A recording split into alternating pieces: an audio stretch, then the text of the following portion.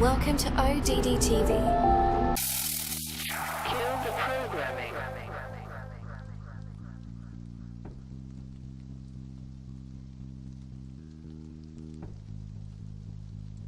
The Earth is officially classified as an oblate spheroid, meaning that it's bulging at the equator and it's flattened out at the poles. Here's a short clip with Neil deGrasse Tyson. So, Earth, throughout its life, even when it formed, it was spinning, and it got a little wider at the equator than it does at the poles. So it's not actually a sphere, it's oblate, and officially it's an oblate spheroid. That's what we call it. But not only that, it's slightly wider below the equator than above the equator. A little chubbier. A little chubbier. Yeah. Chubby's a good way. It's like pear-shaped.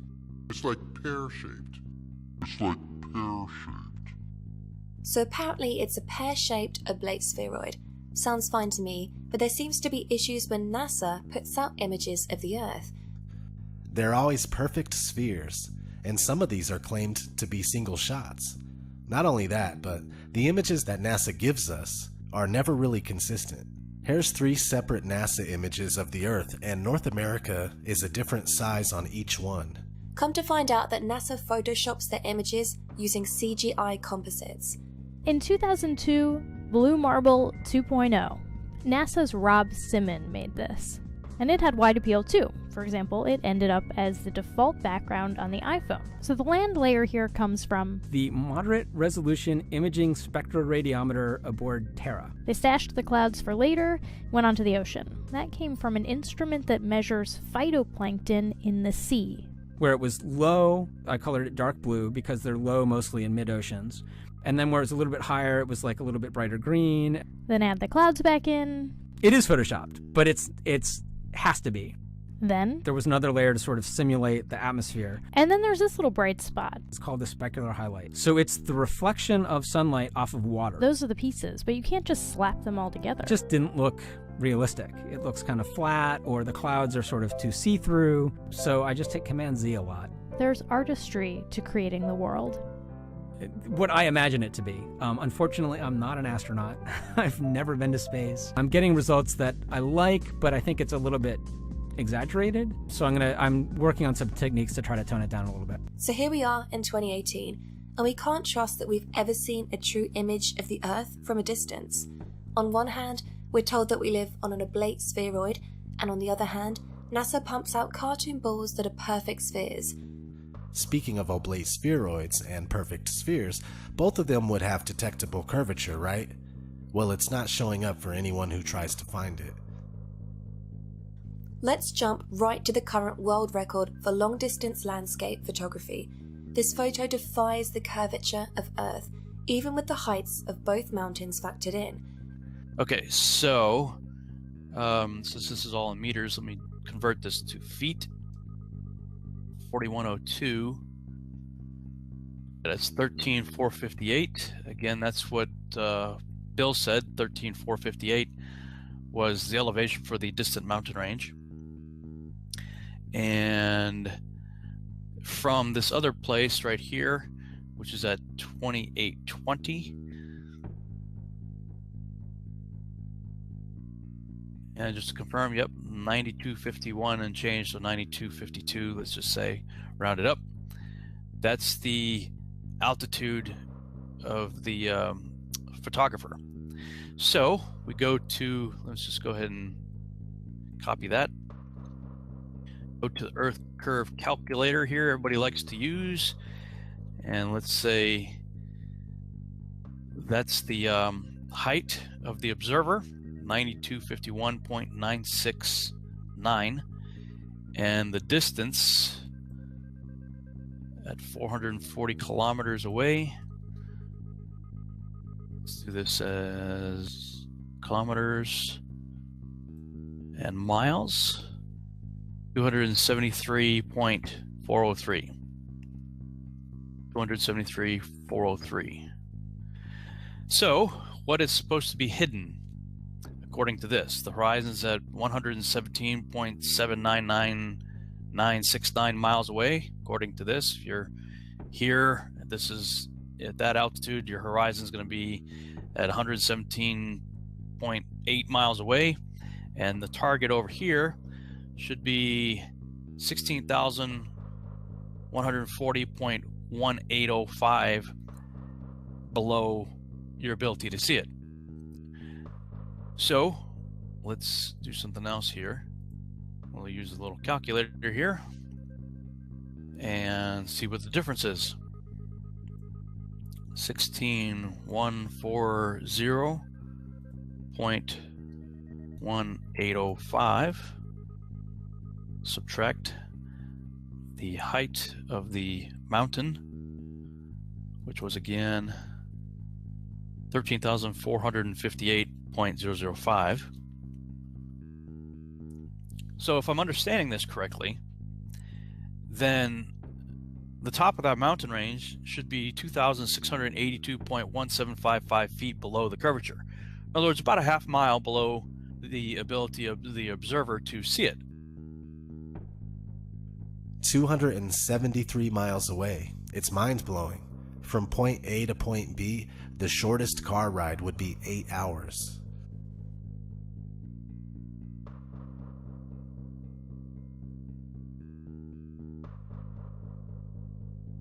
Here is a picture of the Bolivian salt flats. This is over 4,000 square miles and is called the world's biggest mirror.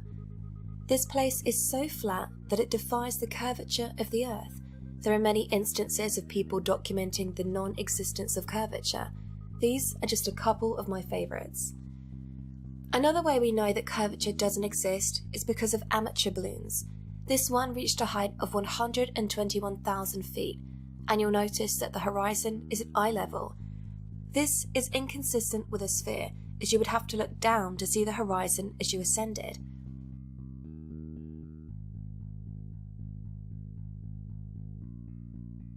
Let's watch another high-altitude balloon. It's always flat when you're not using a fisheye lens on the camera.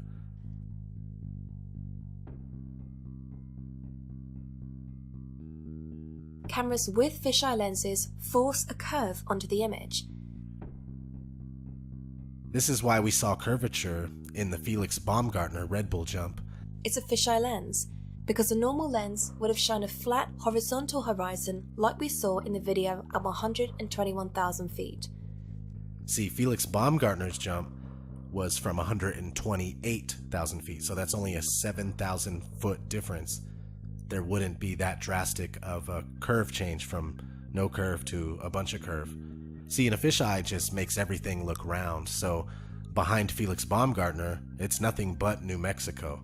And I'm pretty sure half the Earth, or 75% of the Earth, isn't covered by New Mexico. So a popular belief that is constantly used as proof for the globe is boats disappearing behind the horizon. But this is actually just an optical illusion. Humans can only see so far.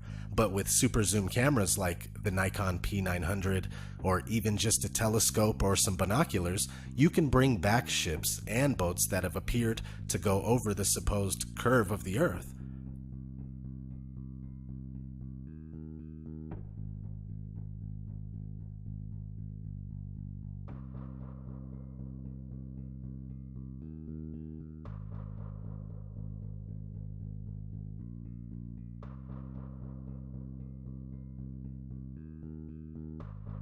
Did you know that the word horizon stems from horizontal?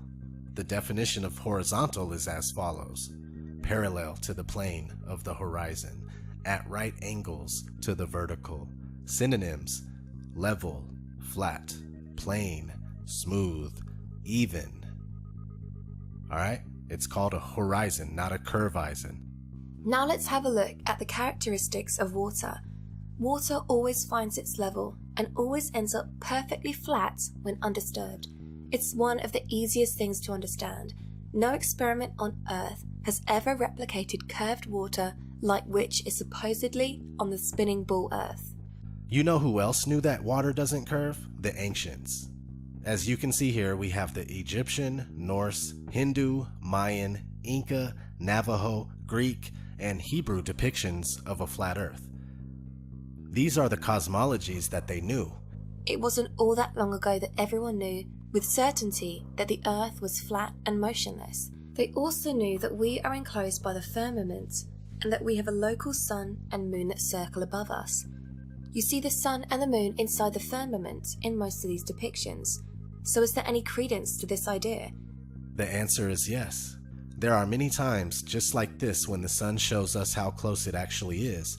Many people admire the beauty of the scene like this, but they never stop and think about what we are seeing. And what we are seeing are sun rays that are telling our eyes that the sun is local. All you have to do is trace the rays back to the source. The sun is right here with us, right above us. This happens all the time. All you have to do is pay attention and think about it logically.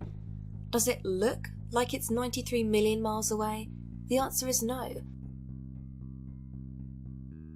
One of the things that I struggled with the most when it comes to flat Earth is, why does the sun rise and set? I couldn't make any sense of it until I realized that the sun was much closer and much smaller than we are told. The sun appears to rise and set due to perspective only. What we are seeing here is the actual path of the sun versus what we see because of human perspective.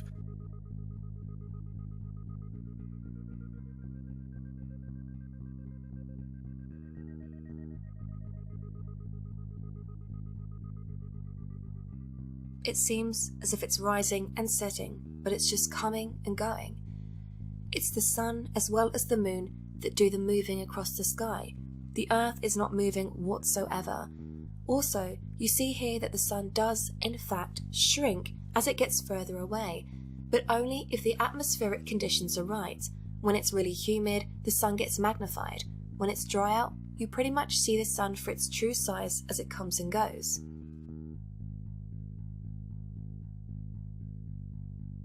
Now let's talk about the moon. Here's a normal moon in the night sky.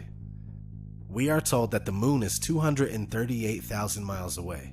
The funny thing is that the Tycho crater, which is said to only be 53 miles in radius, is perfectly visible to us from Earth at this distance.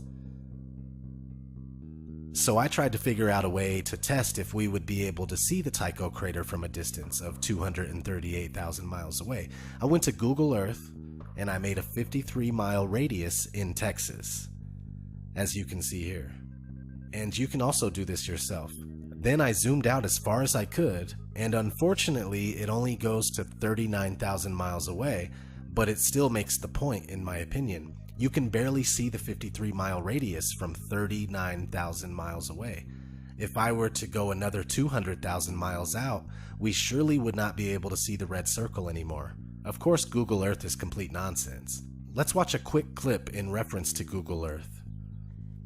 All right, here's what looks like an objective image of the world. This is Google Earth, and it's a circular image, so it gets around the big problem of trying to portray the world on a flat surface. Now, you have a lot of reservations, don't you, about Google Earth? Yet, to many people, it's a wonderful application. It is great technology, and that's what I first thought when I started doing the work on it. But I do now think that because of the way in which they have bought up so much of the data, which they fed into this geospatial application, is what they call it, they are monopolizing maps online. If you go online and you're using maps, you are probably using a Google map. And there's also some sort of sinister and worrying dimensions to Google, because they buy Earth Viewer, which is the application, and that is funded by the CIA. We'll know our disinformation program is complete when everything the American public believes is false. William Casey, director of the CIA in 1981. The CIA's whole purpose is to dispense propaganda and disinformation. So anyway, we were talking about the moon and how being able to see Tycho crater doesn't make sense. Now let's look at an image of the moon during the day. Now just think about this. Why would we ever see the moon during the day? I mean, if it's 238,000 miles deep into the darkness of outer space, how does it show up in our blue sky? The answer again is because it's local, just like the sun, just like the ancients depicted in their models, and just like many flat earthers propose today. To be fair, we are not sure of the exact layout and model, but we do know two things for sure. The Earth is a level plane and it doesn't move at all. Everything after that, we are still trying to figure out. How do lunar eclipses work, you ask? Well, certainly not like we are told. We see the shadow of Earth on the moon and it appears to be round, therefore we live on a ball. But whatever is causing the shadow on the moon, we don't even know. It's not the Earth. There's been so many instances of lunar eclipses where the sun and the moon are both above the horizon while the eclipse is taking place. Look it up for yourself. It's called a selenilion. And you could find websites that'll tell you. There, I'll show you one right here. What makes October 8th lunar eclipse so special? It's an impossible occurrence. It says, on Wednesday early morning, those watching the sky in North America will be able to witness the most unique total lunar eclipse yet. Though lunar eclipses happen twice a year, you might be upset to miss this one, as this rare type of eclipse will occur while the sun is still up. Now, how is the Earth causing the shadow on the moon if the sun is still up above the horizon with the moon? In an old book by F.H. Cook called The Terrestrial Plane, it says this: according to the globular theory, a lunar eclipse occurs when the sun, earth, and moon are in a direct line. But it is on record that since about the 15th century, over 50 eclipses have occurred while both sun and moon have been visible above the horizon. Now, let's have a look at the stars. When you look at the time-lapse videos of the stars, they all move uniformly. This might make sense on a spinning globe if the only thing we were doing was spinning. However, mainstream science not only tells us that the Earth is spinning at 1,000 miles per hour, but we are also told that we orbit around the Sun at 67,000 miles per hour. In addition to that, our solar system, Earth and all, rolls around the center of the galaxy at 490,000 miles per hour. And finally, the entire Milky Way galaxy is traveling through space at over 1 million miles per hour. Keep in mind that none of these motions have ever been proven, not even Earth's supposed rotation. With all of these motions considered, is this what we would see night after night for thousands of years? No. They also tell us that the stars are distant suns, but they look like orbs of dancing energy when you zoom in on them with a high-powered zoom camera, and considering how far away they are, should we even be able to zoom into them in the first place? Now let's talk about planets. People always ask me, why is Earth the only planet that's flat? And it's simple, really. It's because Earth is not a planet. Planets were known to the ancients as wandering stars. Let's have a look at the etymology of the word. This is from the online etymology dictionary. Wandering stars. See, that's what you need to pay attention to. Wandering stars. That's what these were called, planets. And we weren't considered a wandering star. Now let's keep going. From planisthai to wander, so called because they have apparent motion unlike the fixed stars. Originally included also the sun and moon. Okay, so they move in a completely different way than the regular uniform stars that all move the exact same. Originally included the sun and moon. Also, Earth was originally not included because it's not a planet, it's a plane. You can find the planets of the universe encoded in our weekdays. Sunday is Sun. Monday is Moon. Tuesday is Mars. Wednesday is Mercury. Thursday is Jupiter. Friday is Venus. Saturday is Saturn. All 7 wandering stars are accounted for. You're probably wondering about Uranus, Neptune, and Pluto. Well, as you may know, Pluto was demoted from planet status in 2006, and there is much debate online as to whether Uranus and Neptune should even be considered.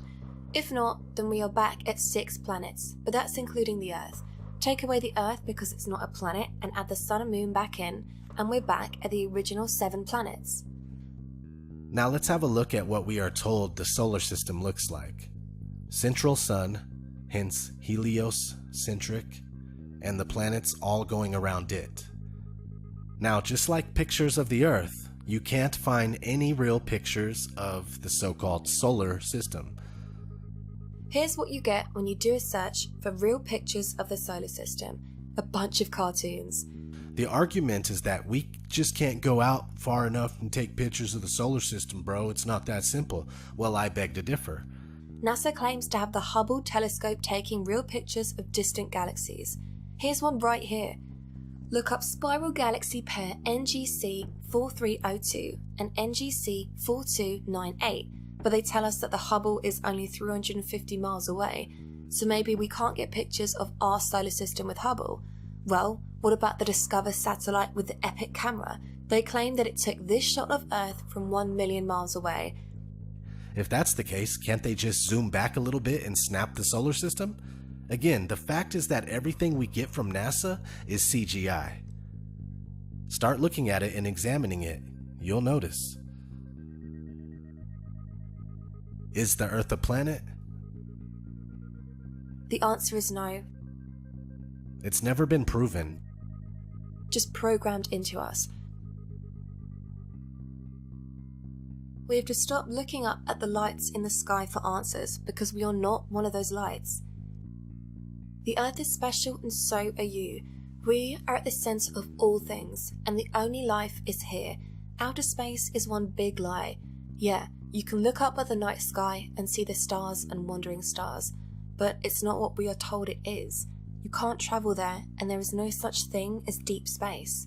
NASA admits repeatedly that we can't go into deep space because we no longer have the 60s technology that we used to get to the moon.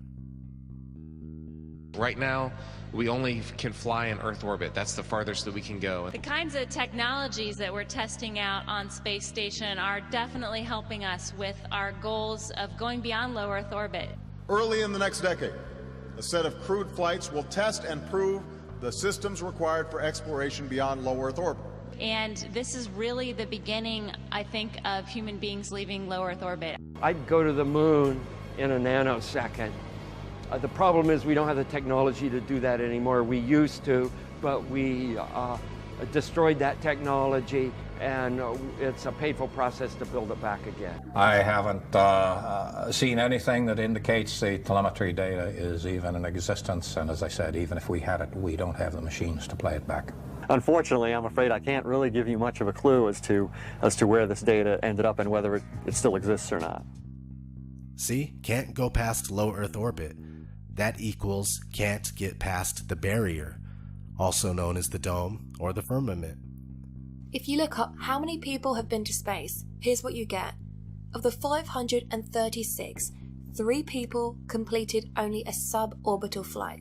533 people reached Earth orbit, 24 travelled beyond low Earth orbit, and 12 walked on the moon. So it seems that the Apollo mission was the only one to ever get to deep space. You would think that by now we'd have several bases on the moon and would have already been to Mars a few times, but no. And let me just say that we were discussing how the moon is local, so naturally you're probably wondering why we can't go. Well, the thing is that none of this stuff is what we are told it is. There are documented cases of being able to see stars through the moon. So this begs the question, is the moon even a physical object?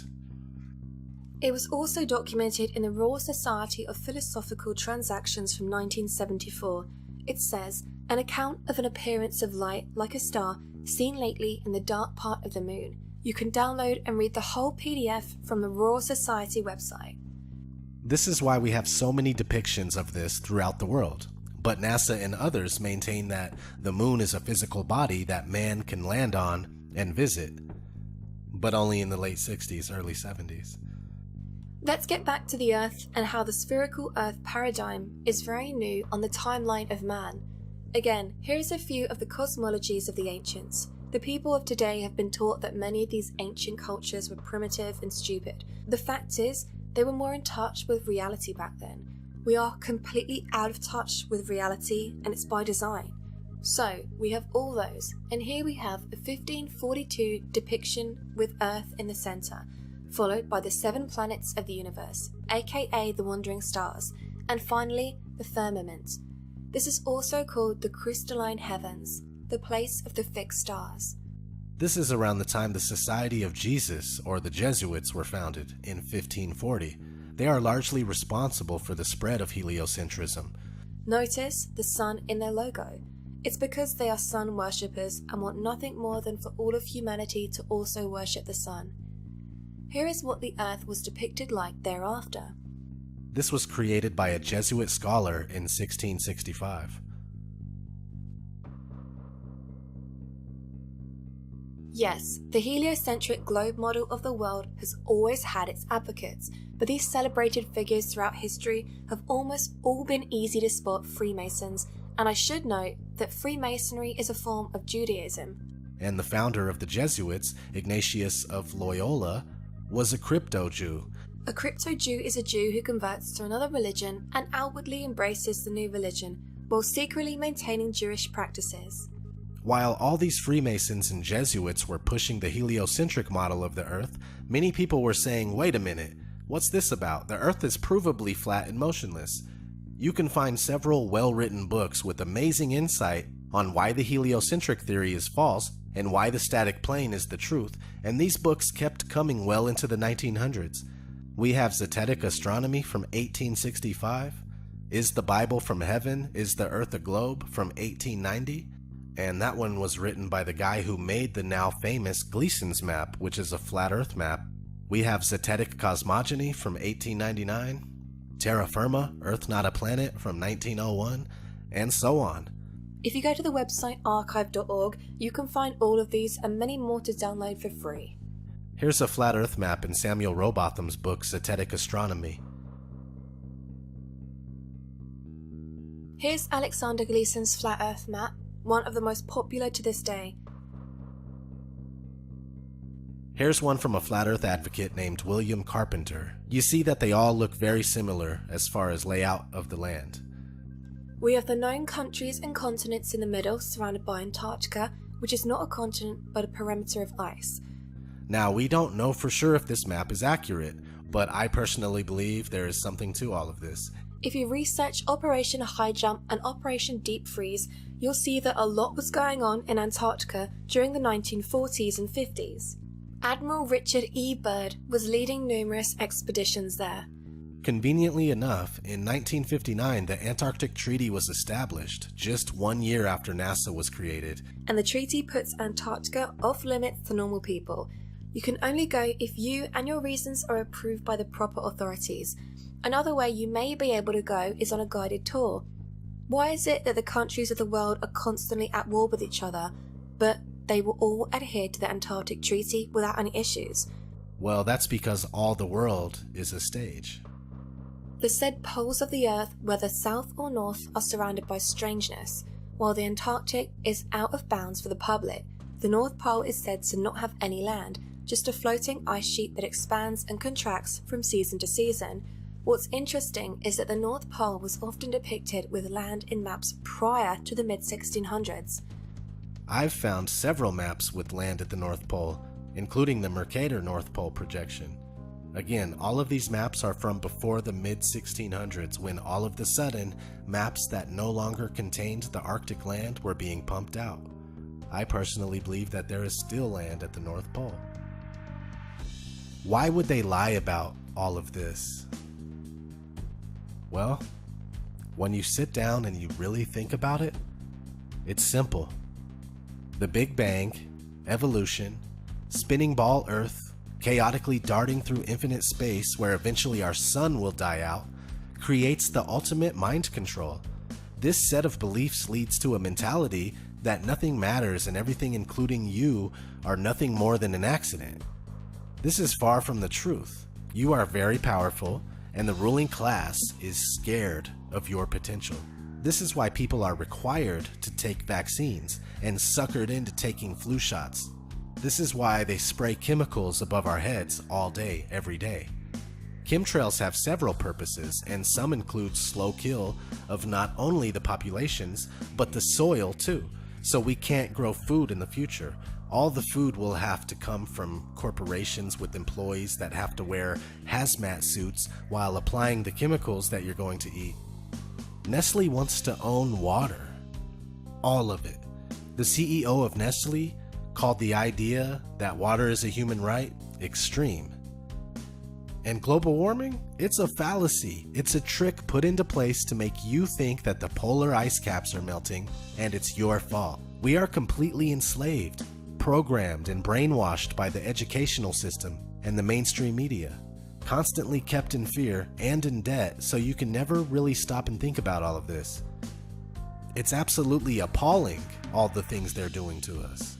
Research legal name fraud and crown copyright for proof that birth certificates are merely receipts, and that we are unknowingly giving ourselves over to the rulers. Everything that's used against us is to keep us dumbed down and preoccupied so that we can never figure this out and make moves. It's time to wake up. Another reason for lying about the shape of the Earth and making it into a ball is because when you turn it into a ball, you can cut off any land you want and keep it hidden. For example, we will take this map, we will cut out a piece,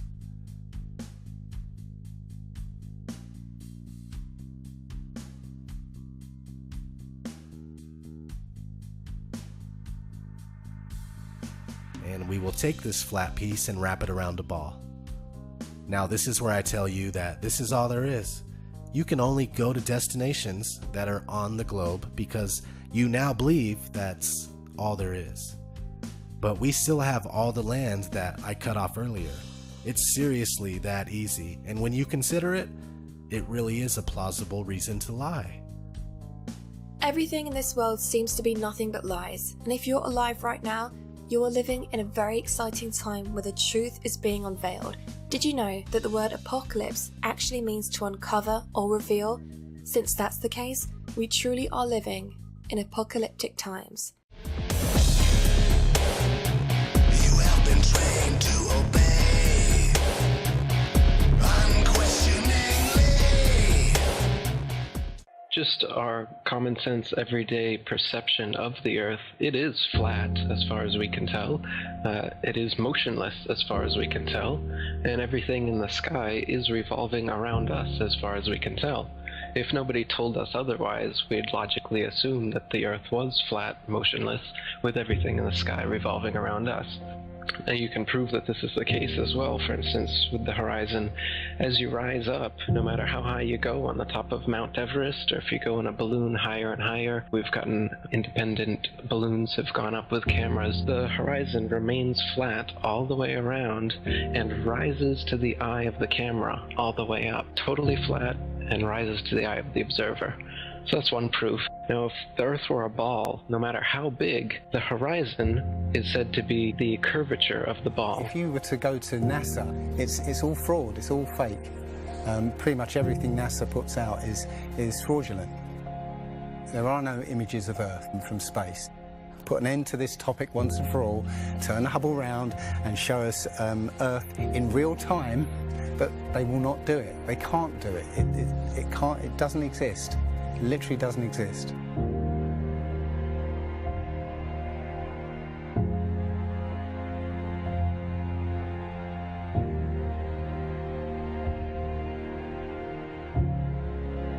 Looking at these images of Earth, including the one they called the Big Blue Marble, which was released in 2002, I think. Zoom into it with Photoshop, you'll see where they've used the clone tool in Photoshop to take a picture of one of the clouds and stamp it in various places around the picture. They got lazy. If the Earth is 25,000 miles in circumference, there must exist a curvature drop of 8 inches times the mile when you square the mile. 1 mile means there should be an 8-inch curvature drop. 2 miles, 2 times 2 times 8 is 32. That's 32-inch drop. 3 miles would be a 72-inch drop. And this would exponentially continue. Here's the longest bridge in the world. The Danyang Kongchong Grand Bridge in China. 102.4 miles long. There should exist nearly 7,000 feet of curvature drop in that bridge. 7,000 foot curvature drop. Do you see it? It ain't there. Look at the horizon. It's flat. You can see in that dive shot that the inside camera the horizon is completely flat. Then it goes to the outside, and you got a huge curve. But when you're looking at some of the amateur balloon footage, some of it's lens corrected and it's completely flat.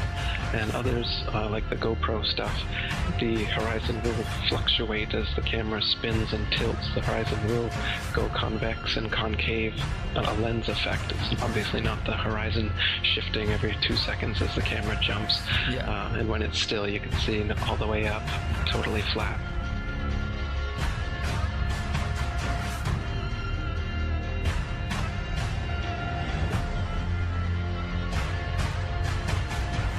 NASA is essentially Hollywood, and all the images that you think you've seen of a spinning ball Earth are faked. And all the amateur balloon and rocket footage that we've sent up there shows a flat horizon that rises all the way up. And that's impossible on a ball. Humans, for the most part, don't have a clue. They don't want one or need one either. They're happy. They think they have a good bead on things. Well, why the big secret? People are smart. They can handle it. The person is smart. People are dumb, panicky, dangerous animals, and you know it. 1,500 years ago, everybody knew the Earth was the center of the universe. 500 years ago, everybody knew the Earth was flat. Imagine what we'll know tomorrow.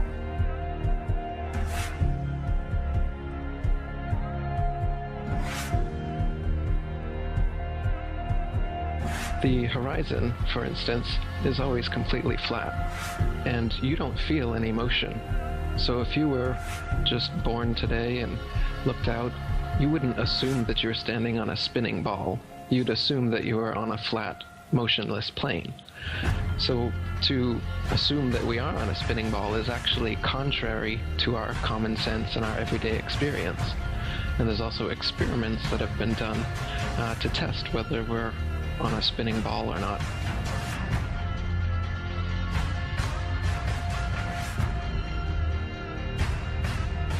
My question was, why, if it's a flat Earth, why couldn't you stand on the coast of California with a telescope and see Japan or Hawaii or something?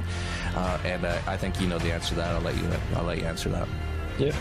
You can't see an unlimited distance. The lowest layer is the densest and not transparent.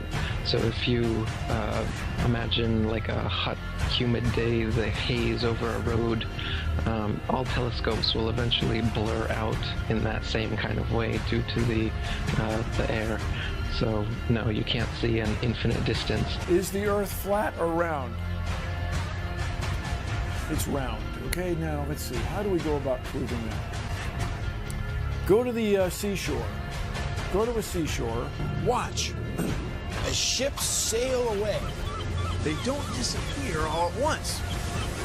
No, first, the bottom will disappear. See, the bottom of the ship is gone.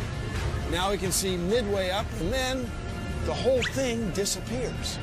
Now, ships came back. They didn't fall off the table. So people realized that the world is curved. I mean, it's a big curve, but it's curved. So, the process of testing claims, the world is flat, the world is round, is what we call science.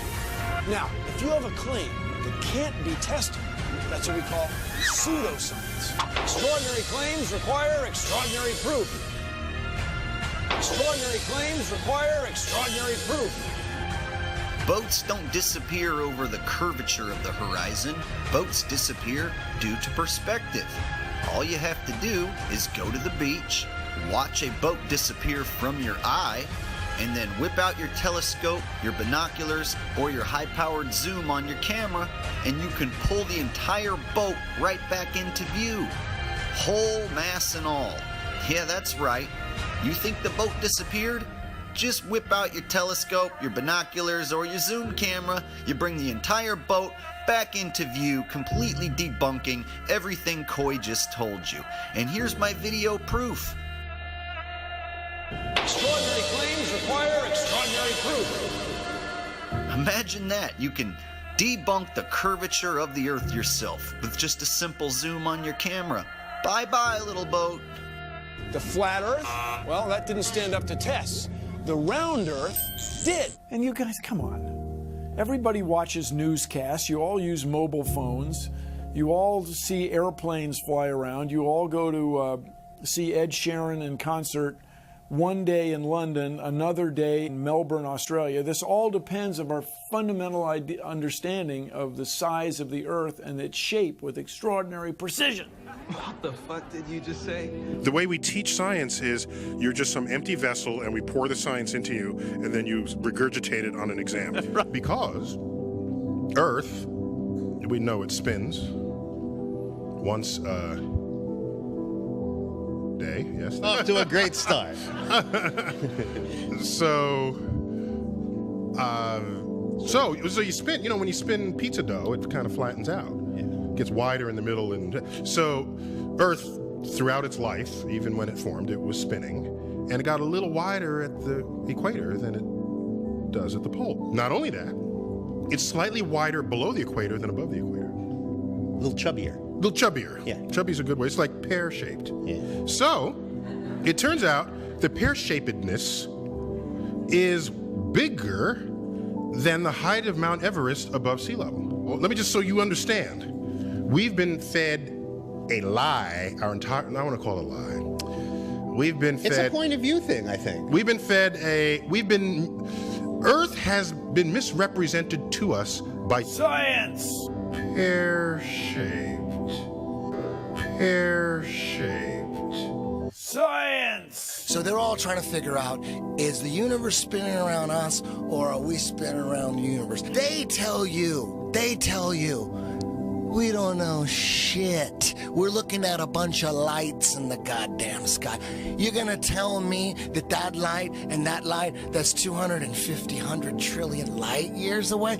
How the fuck did you figure that out? And you learn. Well, don't they have an explanation for that shit? No, exactly. That's what you just said right now. What you just said now is what everyone's natural reaction. Because anytime someone says anything about space, you automatically think, someone figured it out. You don't know the guy's name. You don't know the name of the experiment. You didn't look into it yourself. You just think when someone tells you, how far is the Earth from the sun? They'll say, 93 million miles away. Like you just, right. you everybody relies on someone figured that out and someone double checked it. You're going on what you read. And right now, cosmology, they don't know what the fuck to do. You know what they found out? The cosmic microwave background shows that all the galaxies are on shelves lined up to us. That we're at the fucking center. They don't know what to think about. Yeah, there's a lot of controversy going on about it. Well, you should see the stars do all sorts of strange motions, but you don't. You only see them make these perfect circles. That tells me that it's the stars that are moving, not the Earth. The Copernicus principle, the one that we live by, is that we're insignificant, we mean nothing, we're a speck in the universe. That's the heliocentric model, that we go around the sun. The geocentric model means that everything goes around us. That's what this is in the Bible. That's what the first astronomers were saying. Ptolemy was the first one to say, yeah, we are the center. You can tell based on these observations, everything's revolving around us. Earth is the center of the universe, and we stand still, and the universe spins around us. You know what? They've lied so much. NASA's lied so goddamn much that I don't believe shit I see. They've got that satellite image of that frozen moon. What's that frozen moon? Oh, let me see if that's CGI. Find that They got a picture of a frozen fucking moon? I guarantee you it's CGI. No way they could take a picture. Heliocentric model is in trouble. Watch as the sunlight shrinks and follows the sun. It's definitely a locally illuminating sun, not far away, not very big, and definitely not 93 million miles away.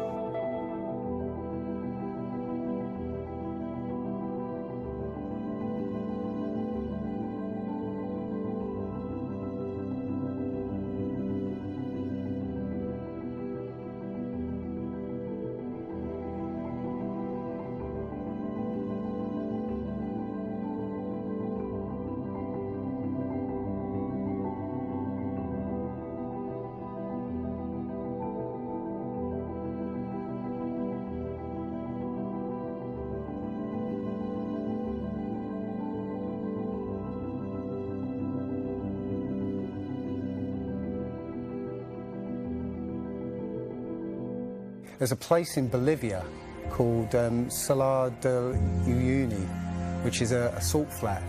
It's literally 100 miles wide one way and 80 miles across, and it's perfectly flat. And when it rains, literally you get an inch of water, and it looks like a perfect mirror. Now, how does that happen on a sphere? Yeah, it shows you that, you know, if you're one end of this salt flat, you can see perfectly clearly the other end 100 miles away.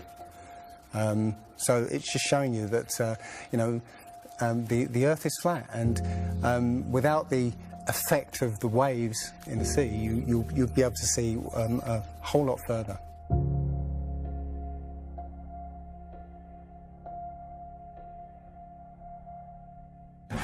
We took a picture across the Great Lakes from Michigan, and was able to see, I believe it's Chicago, which he shouldn't have been able to see. And the television station basically said it was a mirage. I found this photo, Grandmere State Park. This is from Joshua Nowicki, and what you're seeing here is a mirage. We typically would not be able to see this from the Lake Michigan shore. We talked about this last night. Conditions are right on the lake that we're actually seeing a mirage of the Chicago skyline.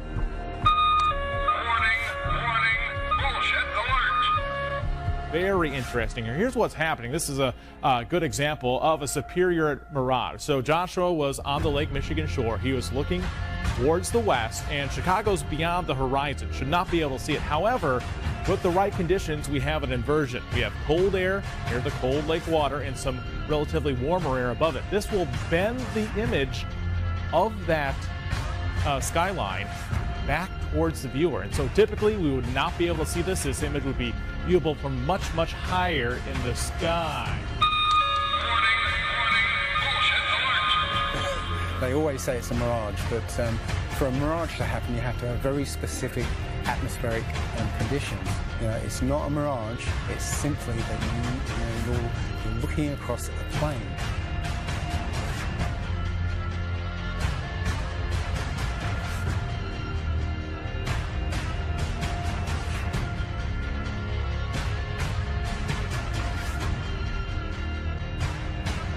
Now, how come in all these ball pictures, man, you can see all the continents pretty much, and there's just a little bit of clouds here and there.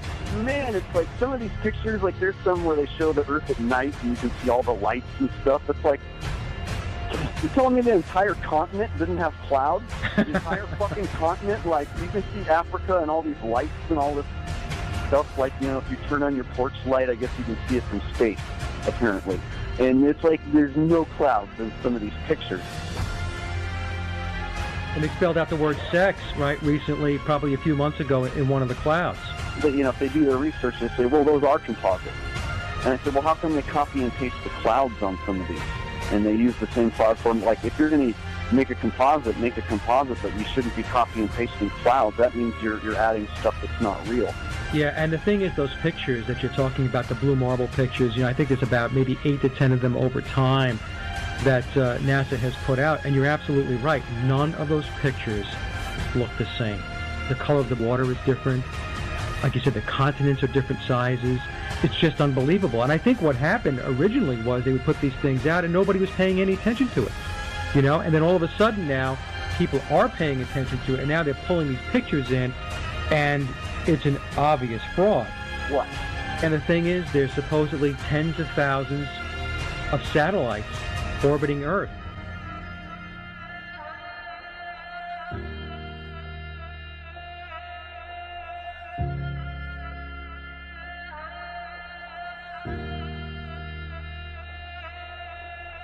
We can't get any close-ups of Earth. We can't get a view of Australia with the buildings upside down.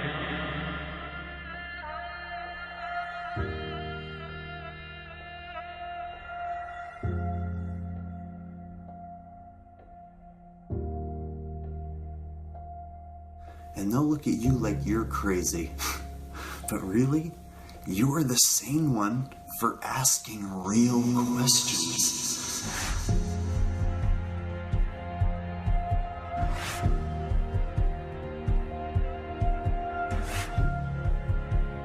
they're the fucking idiots for just repeating school book bullshit. That's how it works. I was taught school book bullshit in public school, and somehow I was able to break free and free my mind. You know how I did it? I watched NASA rockets explode a bunch of times.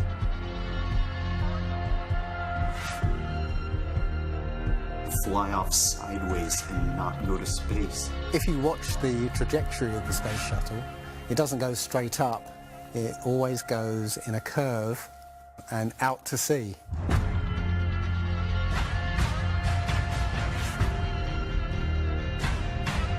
The point is, they actually go horizontal. The space shuttle goes horizontal. It never goes any further up. It goes horizontal, very, very low down in the atmosphere.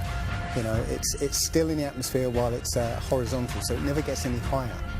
And it goes out of sight, not because it goes too high, because it goes too far downrange. And they have a plane that's mocked up to look like a space shuttle. It's a jet-powered aircraft. That's it. It's not a glider. It's an aircraft. And that's what they're fooling us, taking billions of dollars in and giving us images and fake planes for that 10 billion, you know, however many billions of dollars it is. What goes up must come down, and literally we have not ever seen anything that has ever gone up and not come down.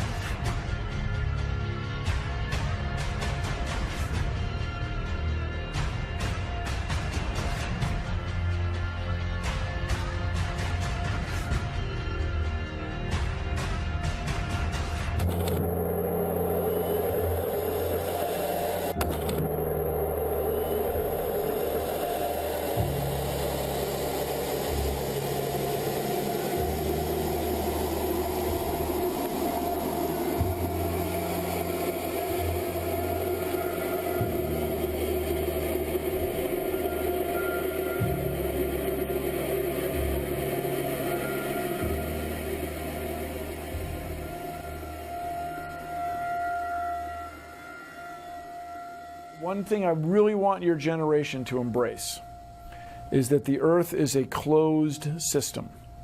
We cannot leave the Earth. There's no place to go.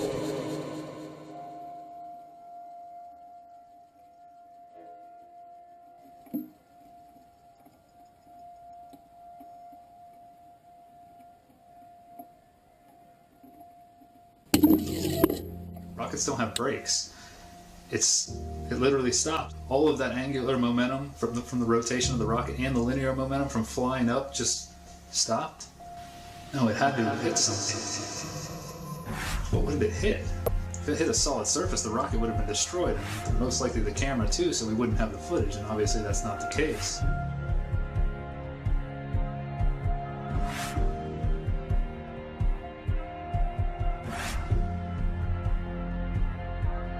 Kicks and deals. It's a long fly ball going back, and the ball shatters the sky, bringing the ocean itself down into the stadium. Oh, Simpson just broke this dream's reality wide open. I know we have still not shattered that highest and hardest glass ceiling, but someday someone will, and hopefully sooner than we might think right now.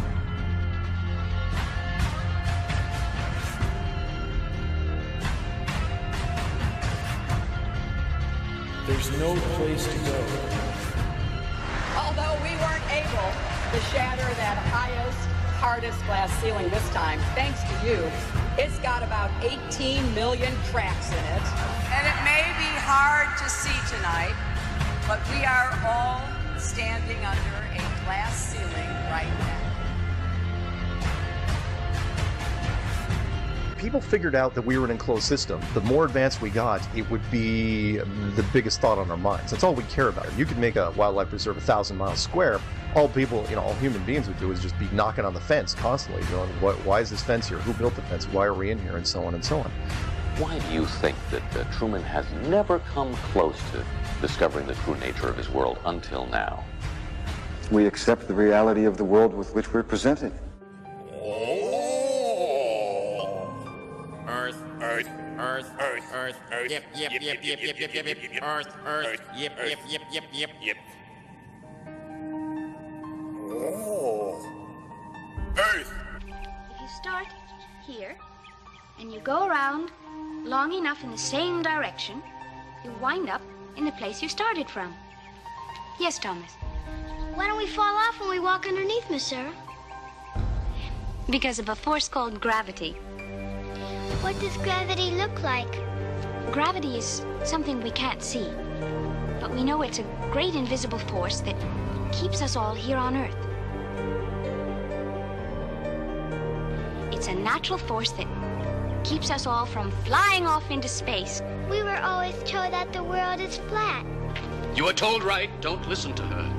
I've been patient with you, Sarah. Lord knows I've been patient. But now your words have revealed you. The law of gravity was discovered by Sir Isaac Newton in 1687. That's almost 200 years ago, Uncle Evan. But there is only one law. The law of God. What is gravity? You have no idea. Okay, next question. Wow. No, here's the difference. We can describe gravity. Okay. We can say what it does to other things. We can measure it, predict with it. But when you start asking, like, what it is, I don't know. Einstein, in an Einsteinian answer, we would say gravity is the curvature of space and time.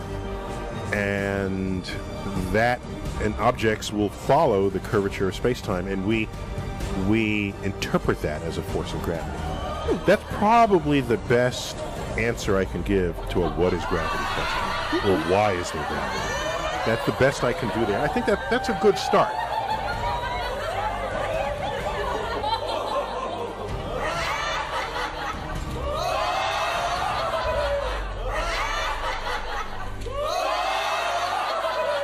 The world is round. What? You know how everybody believes the world is flat, like a pancake? Well, they're all wrong. The world is actually round, like an orange. The world is an orange. And? And? Well, that's it. It's a great idea. It's one of my best ones. Yeah, but what kind of orange? Is it a navel or a juicer? What? Look, just sleep on it. In the morning, the idea will come to you again, and you won't even remember where you got it. Get it? Got it. Good. I must say, I really thought you'd catch on to this a little quicker, Copernicus. What? My name's not Copernicus. I'm Charlene Sinclair. You're not Copernicus? This isn't 16th century Poland? Oh boy, I screwed up. How do you brainwash? You repeat the same thing over and over again. You know, if somebody's resisting the concept, if you keep fucking repeating it, they'll incorporate it in their brain. Since you were a kid, you've seen this image. But you've never seen it from that point of view. But your brain has three-dimensionalized. Oh yeah, that's the Earth. How? Through repetition. Well, let's just all get on our hands and knees and wait for a scientist or an astronaut to come along, or Neil deGrasse Tyson to come along and bestow upon us their knowledge. Now, as you can see, this is the evolution meter, and I've put God, the creator of everything, on the right side, and evolution on the left. I won't change my mind, because I don't have to, because I'm an American. I'm dug in, and I'll never change. Mac, look, you're wasting our time. You're not going to get us to not believe in evolution. And why is that? Because the smartest scientists in the entire world all agree that it's real. I'm glad you brought that up. Mr. Reynolds, these were all the smartest scientists. Only problem is, they kept being wrong. Oh, this is insane, you fool.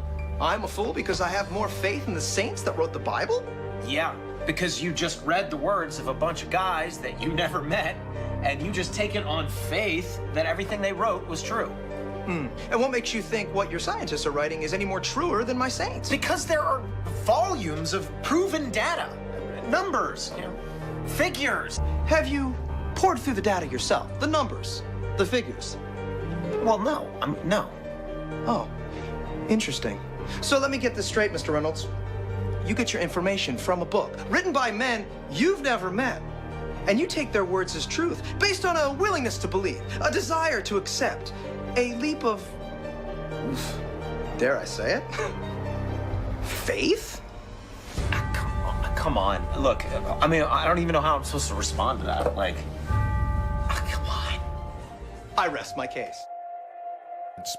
Matter tells space how to curve. Space tell... Did I get that right?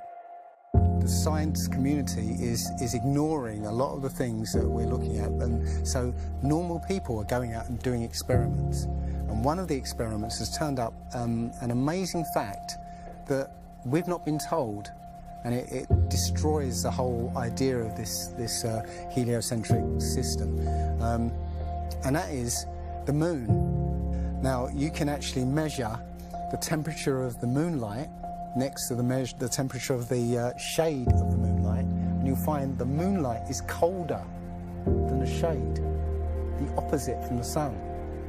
So the moon is throwing out its own light, and that light is the opposite from the sun. Now, that tells you that it's not reflecting the sun's light. It's producing its own, and its light is different from the sun's. So, you know, the scientific community have not told us this, because they won't tell us this, because it destroys this idea that the sun is, you know, is lighting up the moon. Everyone knows, like, if you're in sunlight, it's colder in the shade, right? So if it's 100 degrees in the sun, it's 90 degrees in the shade. You go to the moonlight, like, especially in a full moon, especially if it's high in the sky, the moon is its own independent object. It is not reflecting the sun rays. The sun is its own object. Also, you know, about the same size, which is, you know, again, coincidentally, you know, why the moon fits so perfectly in front of the sun during an eclipse. We always thought it was coincidence that even though it was 400 times farther away, that it was also exactly 400 times less diameter, which is why it fits. And the other weird thing about the moon, which everyone thinks, oh, it's just a coincidence, is that we never see the other side of it. It's constantly perfectly rotating, so we only see one side of the moon. Exactly one side. It's not like we have like a quarter of a degree every 5 years or half a degree here and there. It's always the same side. There are no coincidences when it comes to this system. It was deliberately built, but I think it was deliberately built to be detected. And I think we were naturally supposed to figure this thing out maybe as late as the 1970s, but the government figured it out first, and they have been spending a heck of a lot of money trying to keep it a secret.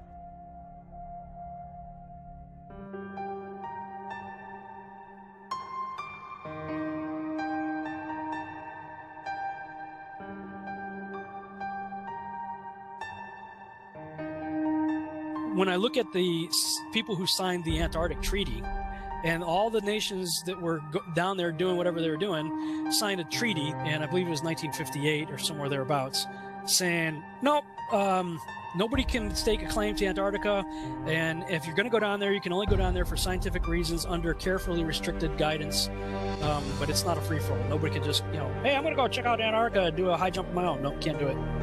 It's the only treaty that's you know, all these countries have signed and never broken and completely agreed on. It's the only one. You know, what treaty is there that everybody's agreed on? We're being kept away from it for a reason. You know, they have some scientific bases there, and literally it's controlled by the military because they don't want you finding out what's beyond. During 3 voyages lasting 3 years and 8 days, Captain Cook and crew sailed a total of 60,000 miles along the Antarctic coastline, never once finding an inlet or path through or beyond the massive glacial wall. So the other question is, well, how come ships don't go off the sea if it's flat? How come ships don't fall off the edge? Well, here's why you don't fall off the edge. There's a 200 to 300 foot high wall that is the border that Scripture says is keeping everything in. Nothing's going past that. Because they don't want you finding out what's beyond.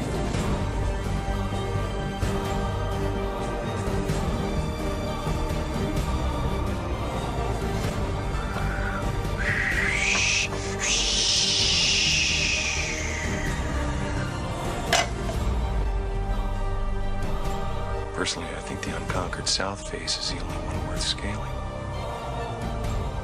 It's a 20,000-foot sheer wall of ice. But that's never stopped me before. Risk? course, I'm aware of the risks. Thank you for your concern. Here's the picture of the Earth from space. There it is. Since you were a kid, you've seen this image. But you've never seen it from that point of view. You've never seen that with your eyes from that scale of a model, that point of view, from outside of the planet's surface.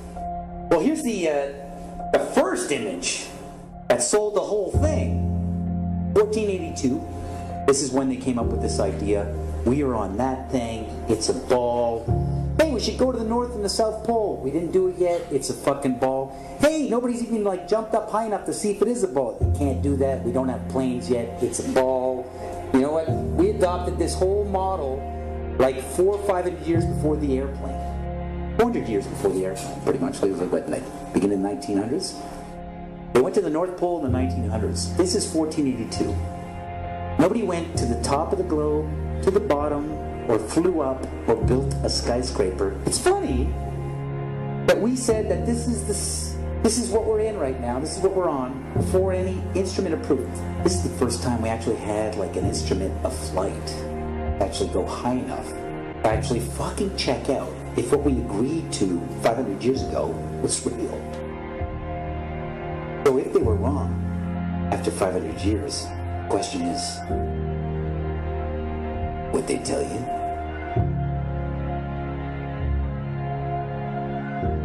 Newtonian physics. Why objects move on a ball spinning 1,000 miles an hour while it's going 26,000 miles around the sun. Basically the model we accepted right now. The sailor thinks that he's traveling around the Earth this way, when in effect he's traveling around the Earth this way. They began flying it around the world, from Abu Dhabi last year, with stops in India and China, then across the vast Pacific. Does running around your neighborhood prove that the neighborhood is round? I was an airline pilot for Delta for 26 years. A pilot's primary flight instrument is his artificial horizon, which he has to be maintained level to keep from climbing and descending. From a cockpit, weather permitting, I could see hundreds of miles in all directions, viewing cities connected by roads across the flat plain as far as the eye could see. Nothing ever leaned. If a pilot is flying around the curve of the Earth, then he should be dipping the nose down every 5 minutes. He should be dipping the nose down to stay around the curve. That's absolute proof that a plane flies over a flat surface rather than a curved one. But I went to the manufacturer of the artificial horizon, and they confirmed to me that it's completely mechanical, nothing electronic in it whatsoever. So it's literally just a gyroscope that can freely move.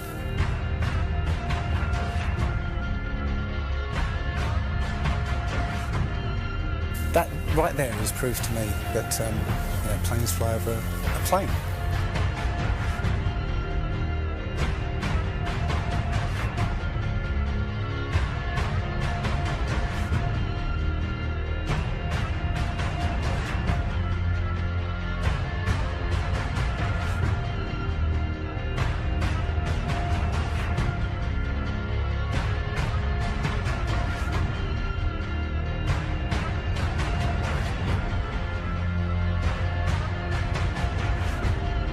Flat Earthers, it's time. We are going to destroy the globeheads' arguments concerning flight routes.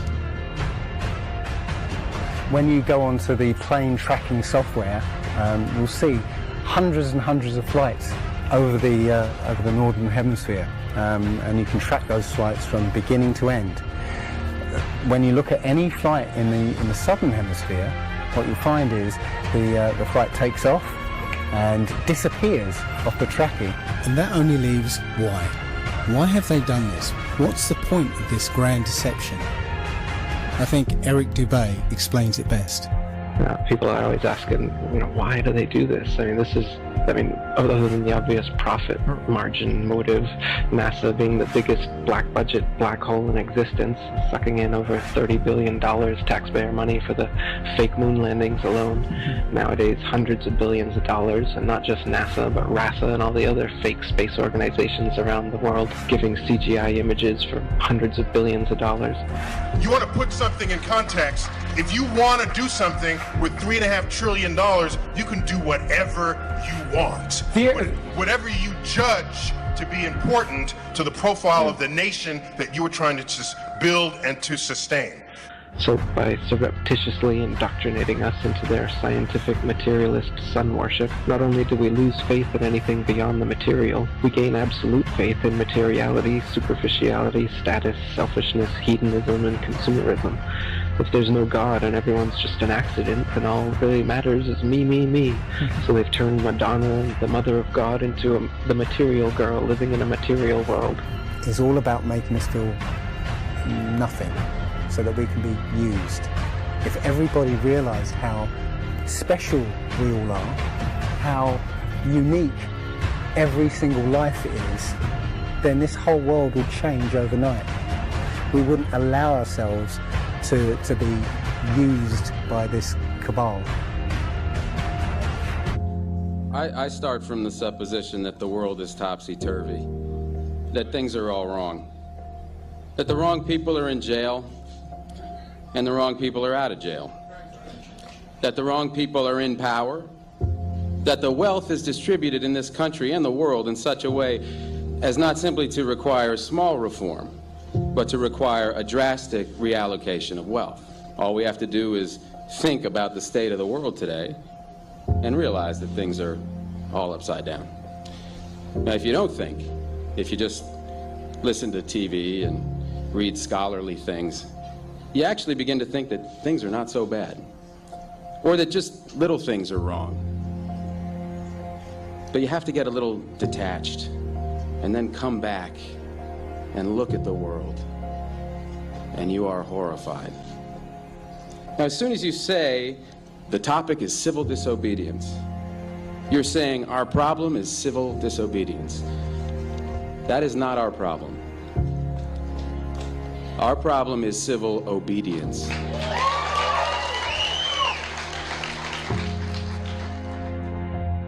I think all our society is run by insane people for insane objectives. And I think that's what I sussed when I was 16 and 12 way down the line, but I expressed it differently all through my life. It's the same thing I'm expressing all the time, but now I can put it into that sentence that I think we're being run by maniacs for maniacal ends, If anybody can put on paper what our government and the American government, etc., and the Russian, Chinese, what they are actually trying to do, and what they think they're doing, I'd be very pleased to know what they think they're doing. I think they're all insane. But I'm liable to be put away as insane for expressing that. That's what's insane about it. And someone else says it's flat. That's worth reporting. Should we still debate whether the Earth is flat? Yeah. Like they used to think the sun went around the Earth. Everybody say that's scientists. He's so smart. Until other science refuted it. Right, but back then, everybody at that time thought that guy was smart. Why at this time do we think that the Earth goes around the sun? There's an overwhelming science that the Earth was flat, and there was an overwhelming science that you learn over time. We were the center of the world.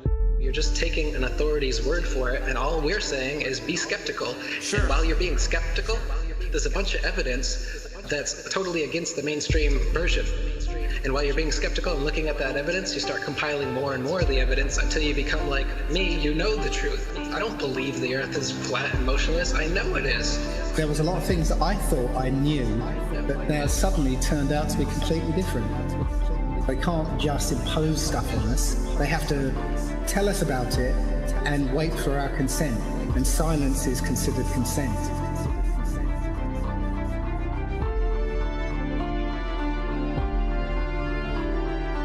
If the sun was 93 million miles away, you wouldn't see that. We see in perspective. That is, the horizon is at our eye level.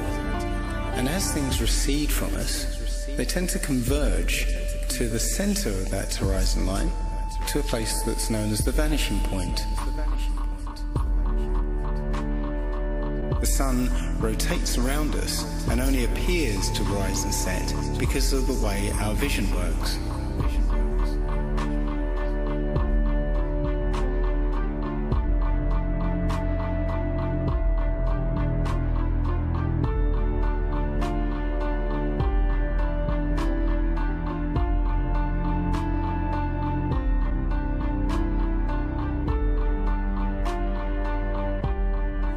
Now, try and watch the following video without the preconception that the sun rises and sets, but rather moves further away.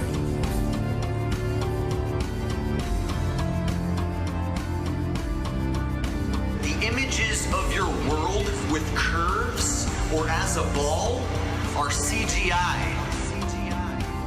You've seen those images all your life.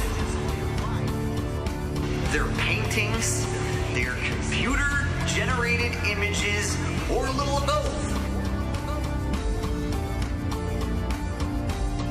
Anything with a curve and the Earth is a fake.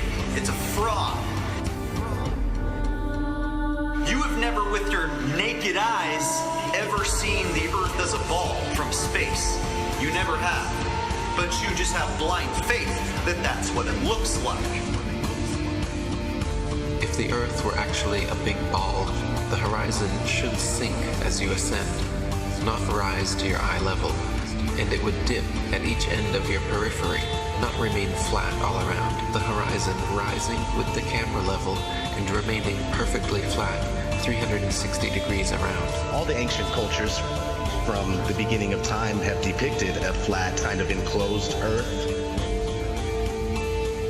So we have this flat Earth cosmology all the way up into the 1900s when a big push was made to live on this round spinning ball flying around the sun. They are basically placing us on a speck of dust flying through infinite space where it was made from this accidental Big Bang. And we really don't mean very much, and everything is kind of an accident, and it kind of leads you into this mentality where things are meaningless. It doesn't matter what you do in life, but the more you research, the more you'll find that you can't prove the spinning ball Earth unless you're suffering from cognitive dissonance and you've been programmed your entire life. All scientific experiments show that we're being lied to about what mainstream science is saying about the Earth. If a pilot is flying around the curve of the Earth, then he should be dipping the nose down every 5 minutes. He should be dipping the nose down to stay around the curve. Mm-hmm. That's absolute proof that a plane flies over a flat surface rather than a curved one.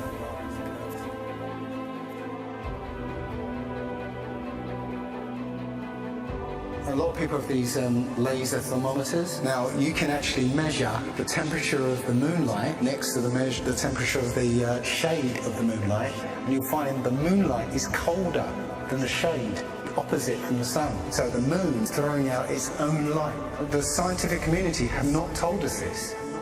Mainstream science says that we can see the curve visible at 35,000 feet, but when we're watching an amateur balloon flight without a fisheye lens or a wide-angle lens on it, there is no curve to be seen.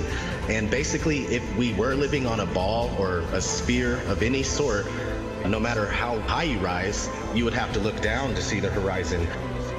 Yet when you take these cameras to 100,000 feet, the horizon is still at eye level. That's inconsistent with any kind of spherical shape whatsoever.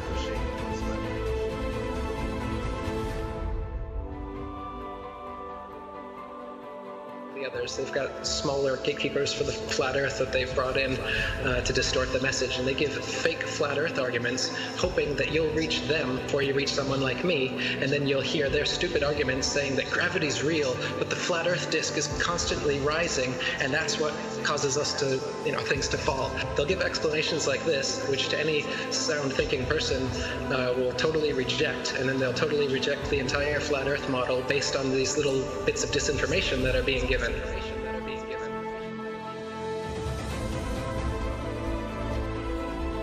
200 proofs Earth is not a spinning ball, and that's just 200.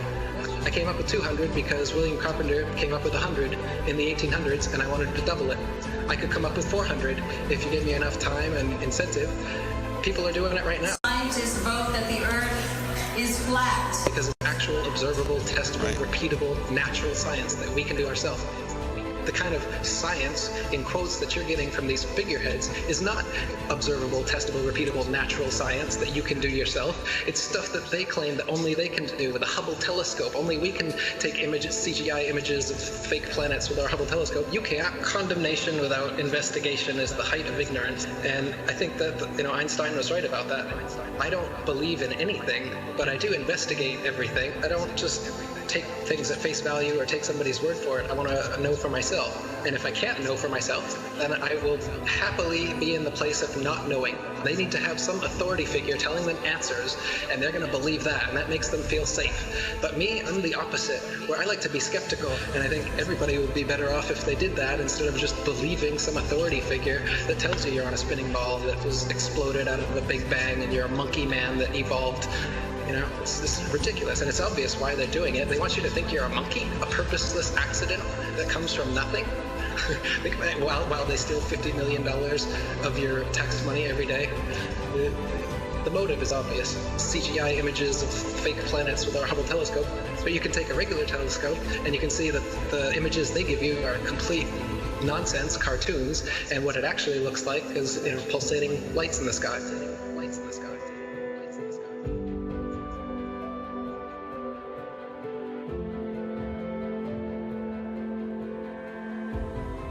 Okay, that star is 700,000 light years away from that constellation. I was all into that. I was totally into it. I was super into anything space. Are you kidding? The Science Channel? Oh my God, you had me. You had me so good. With the CGI, with all those CGI DVDs. All those DVDs, BBC Nova, were floating in space, spinning around the sun, and the sun has got some gravitational pull on us, and we got the gravitational pull on the moon. That doesn't make sense. That's not science to me. When people talk about science this, science that, I go, explain to me how that is science. There's a force that's holding oceans, keeping it from spinning and flying off because it's spinning 1,000 miles an hour. But as soon as we get to a certain altitude, it's all magic. It's not science. All that's magic. Us floating in space, and we're being connected to the sun. It has this force that's connected. That seems crazy. And we're flying through the universe, and the universe is endless. Like people say, well, if the Earth is flat, where's the edge? Like, where's the edge of this motherfucking universe? We're the center of the world.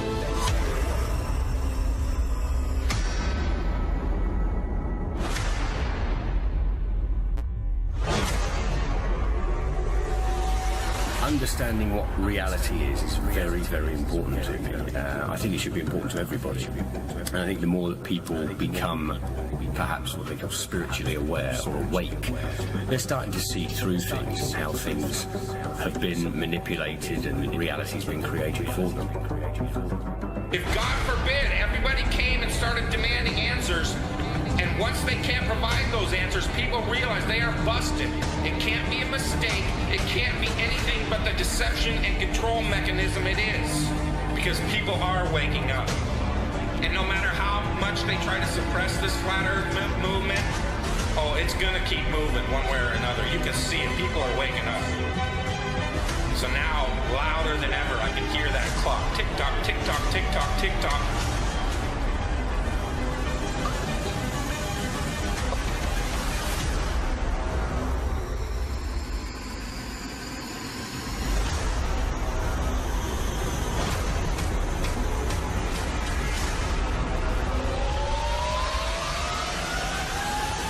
In other breaking news, the world is round, not flat.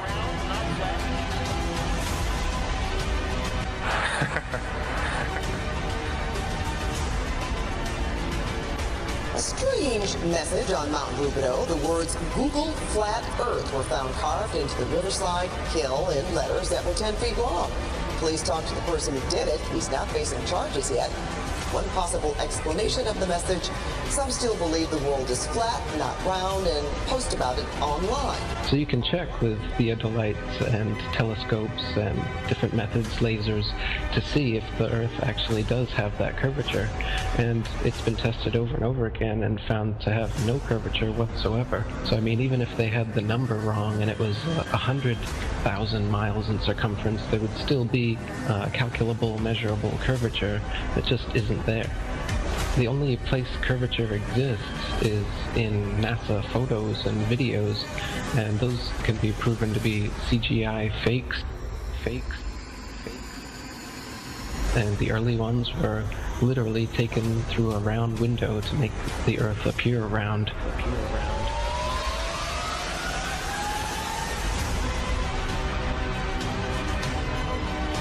Literally taken through a round window to make the Earth appear round. Oh, this is a shot from 130,000 miles out. I guess it's from approaching. It's from approaching the moon, looking back at the Earth. If that's the Earth, is that like another spacecraft? No. That I have no idea what that is. It's some aberration on the film of some sort. Oh, those are shadows, I think. Or reflections, probably reflections that are just reflecting. Run that back again so we get another shot of it. Okay, turn off the camera. Your interview is done. I've given you all the time I'm going to give you. Okie dokie. Good to meet you. I don't say it's a pleasure. Understand. Please get your ass out of my house. Okay. And you came here under false pretenses, and I think you're an asshole. Lying about going to the moon is a satanic lie of gigantic proportions. I don't hit people, but you're going to be on the deck unless you get... I'm heading out. I appreciate it. And get the hell out of my house. You'll get it done and shoot them at them before they get out of the office? We have a video camera running if you want to do it. Right. That would be great footage for us. See you later. In court, I hope. You want to call the CIA? Have them whacked. Where you put a transparency over the window and move the camera of the Earth and move the camera back away from the window. Turn off the lights in the spacecraft and appeared to be halfway to the moon when in fact they were in Earth orbit. Huh, really? Yeah, and they said it was the same way that you did it on Apollo 10. So we wanted to give you the opportunity to put your left hand on the Bible, to raise your right hand, to swear to God. Stick it in your ear. If you walked on the moon, we're giving the opportunity to swear to God that you walked on the moon. I'm going to give you the opportunity to get the hell knocked out of you if you don't leave me alone. We found a very unique reel of footage that we have queued up to show you. Yeah. And it's from the mission. And to our knowledge, no one has ever seen it before. Mm-hmm. And it's 30 years old. And you want me to see this while you have me on camera? Well, and to tell us what it is.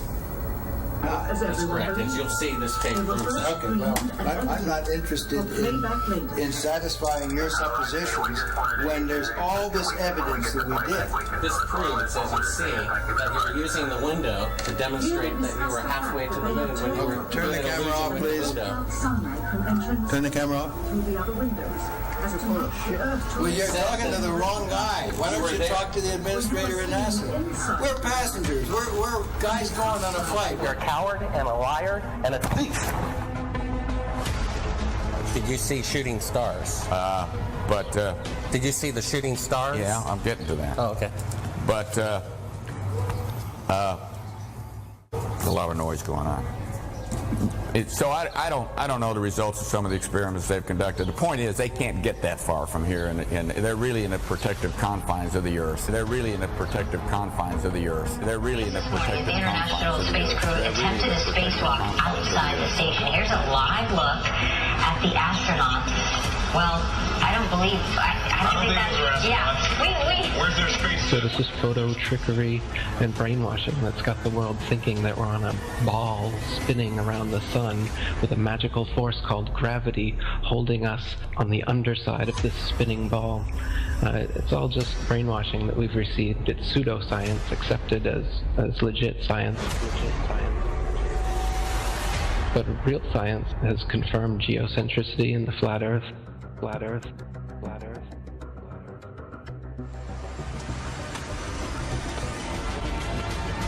The best way to brainwash the whole world, to lie to the whole world about what the world is. In reality, we're not a cosmic accidental sneeze, nothingness turned everything. This is quite obviously intelligently designed, this thing we're experiencing here, this life, this universe. I can't believe anyone in their right mind can look me in the eyes with a straight face and say, no man, it's all random. Be open-minded about this. This is very, very controversial and difficult to get your head round. The first of which is the scientific method, something that the scientific community doesn't seem to use these days. But the scientific method is where a theory or opinion is put forward that matches what we observe. The other thing we have to accept is how easily our minds, once have been programmed or given a world view, how easily those minds can be fooled. I used to dream, I used to glance beyond the stars. Now I don't know where we are, although I know we're drifting by.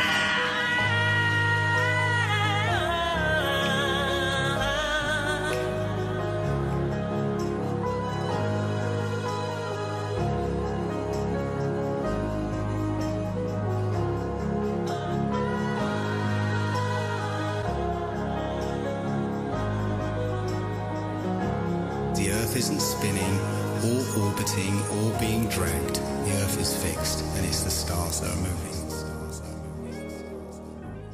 People can't stand change. They don't like what they don't understand. We all have our own pursuit of happiness. Don't listen to someone's stories and say, and what? You need more? Is their happiness not good enough for you? So you judge them like you know. True happiness brings happiness to others. We are all a family, separate family trees connected at the roots. We are intelligent beings with the mind, body, and soul who truly want world peace. At least that's my goal. What happened to love? All I see is hate. The way we treat others on earth, death and chaos is our only fate. Every living thing has value and should be treated as such. We only have one earth, but act like we have so much. Do you not realize we are in control, not the 2%, who so-called own the world because it was money well spent? When there is no food, will you eat the money? When there is nothing left, will you still think this is funny? Remember, I warned you. I hope I opened your eyes so the world really gets better before it's too late to realize. Please spread the word. Please spread the word. Please spread the word. Please spread the word.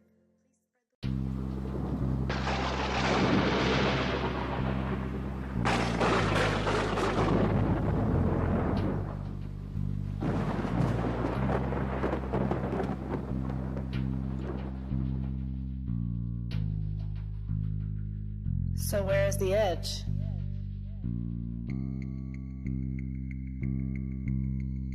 Who's to say that there is an edge, and why assume there is one? Is it because when we are introduced to the idea of a flat Earth, it's always depicted like this?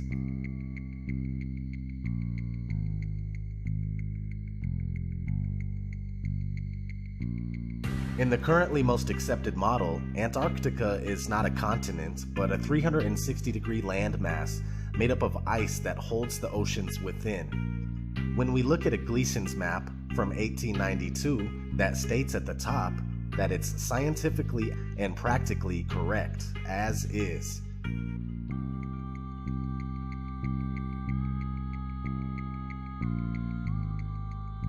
We see this Antarctic ice rim. The Gleason's map is basically an azimuthal equidistant projection, which can be traced back to the year 1000. The AE map is also an official map of the United States Geological Survey, the USGS, and the official logo for the United Nations. The oldest known globe in the world is from 1492. This is something you need to keep in mind because many people argue that the azimuthal equidistant map is just a flattened out version of the globe, when in fact the globe is just a rounded version of this true world flat map. If the flat map came first and it has the ability to convert into a globe without any problems whatsoever, then that should tell you a little bit about how this globe deception was achieved. Now, back to if there is an edge or not. There is no proof that there is an edge past the Antarctic ice wall, but it is speculated by many that perhaps the plane that we live on is either extremely expansive or it's possibly endless. In these two scenarios, it would be logically assumed that more land is being hidden from the general public.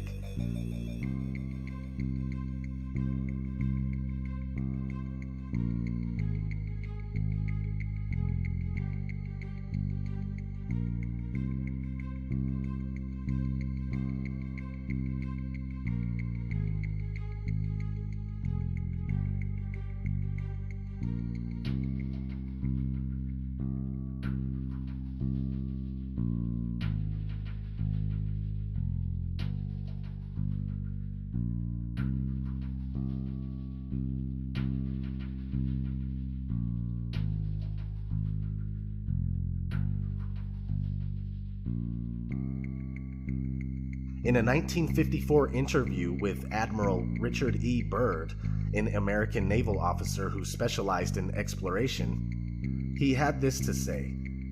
But strangely enough, there is left in the world today an area as big as the United States that's never been seen by a human being. And that's beyond the pole, on the other side of the South Pole, from Middle America. And I think it's quite astonishing that there should be an area as big as that unexplored. Implying that there is more land past Antarctica. If that uninhabited land was on a globe, it would be in the Indian Ocean. A recent discovery of an old Buddhist map in a newspaper from 1907 seems to support the idea of a vast plain with much more land.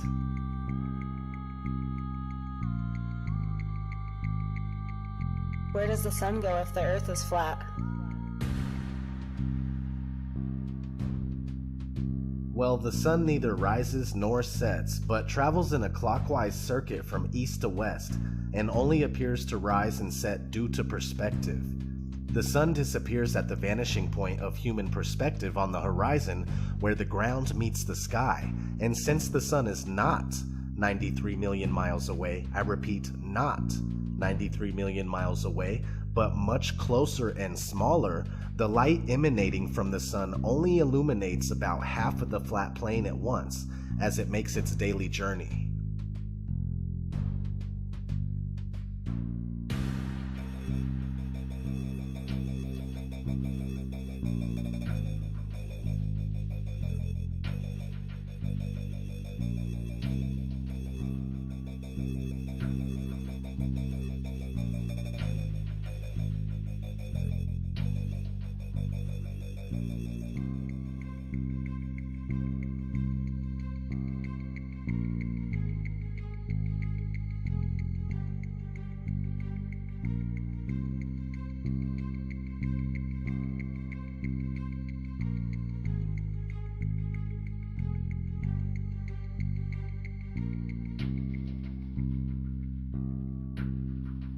What's underneath the flat Earth?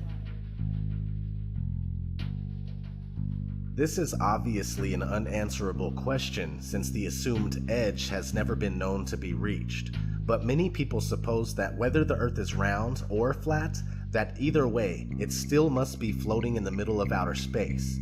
But the idea of outer space goes out the window with the round Earth theory. Many religious texts support an immovable Earth that has its foundations on which it is laid and its pillars by which it is supported. We simply don't know, but we do know that the Earth is obviously fixed in place, as we can tell by our everyday experience of non-movement. What we see in the skies above are illuminated objects making circles around us just as it appears. Whatever this place may be, it's the center of all we survey. Some say that the Earth is the floor of the universe. In the ancient Hebrew conception of the universe, we are surrounded by the waters above and the waters below, known as the Great Deep. The deepest hole ever drilled into the Earth was a total of about 7.5 miles. The very core of the Earth is nothing more than wild speculation, if not another malicious lie. So what's under the Earth? That remains a mystery to us all. But another thing that you can research is what's inside the Earth. Multi-billion-dollar deep underground military bases known as DUMBs, D-U-M-Bs, right?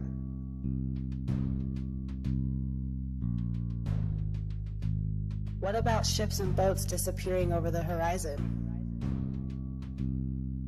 This is also due to human perspective. They don't go over the horizon, they go into the horizon, moving beyond the limit of our vision and past the vanishing point. But the ships and boats are easily brought back into view with a pair of binoculars, a telescope, and any camera with a good zoom lens.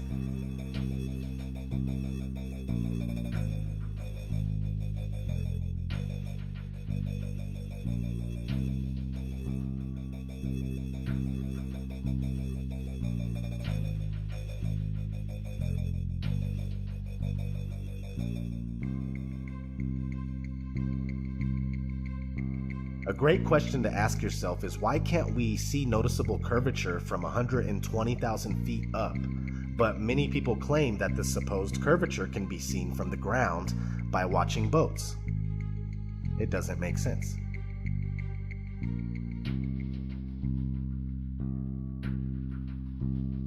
And what about all of the pictures of the Earth? They are all clearly computer-generated images.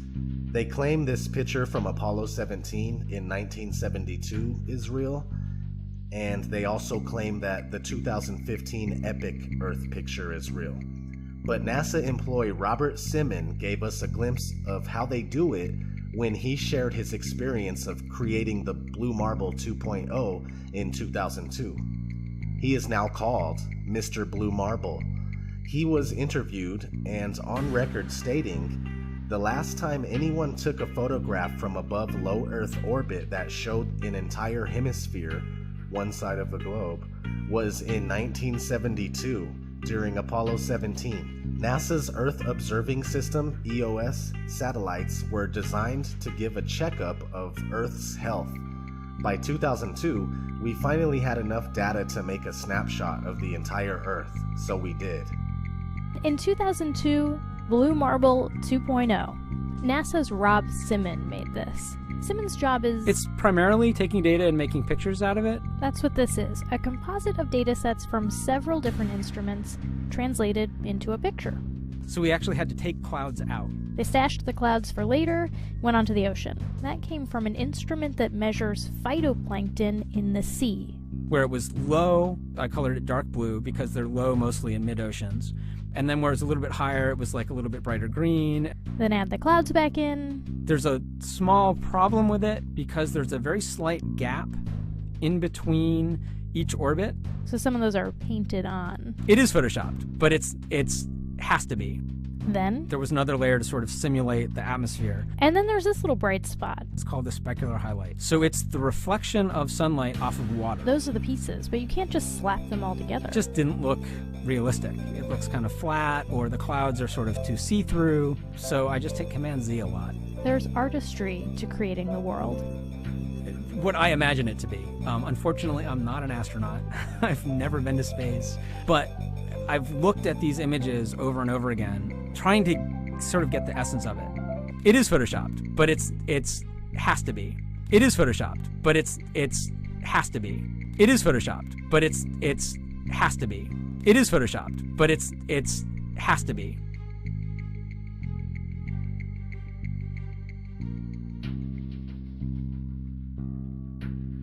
Why are all the other planets round then?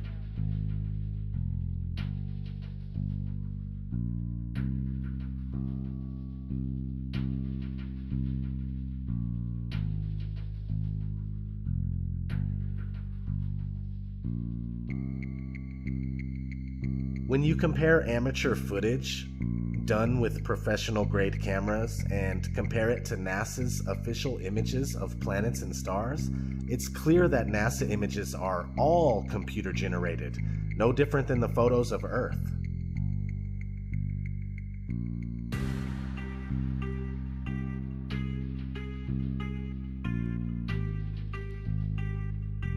What have become known as planets are round lights that seem to be set over the flat Earth.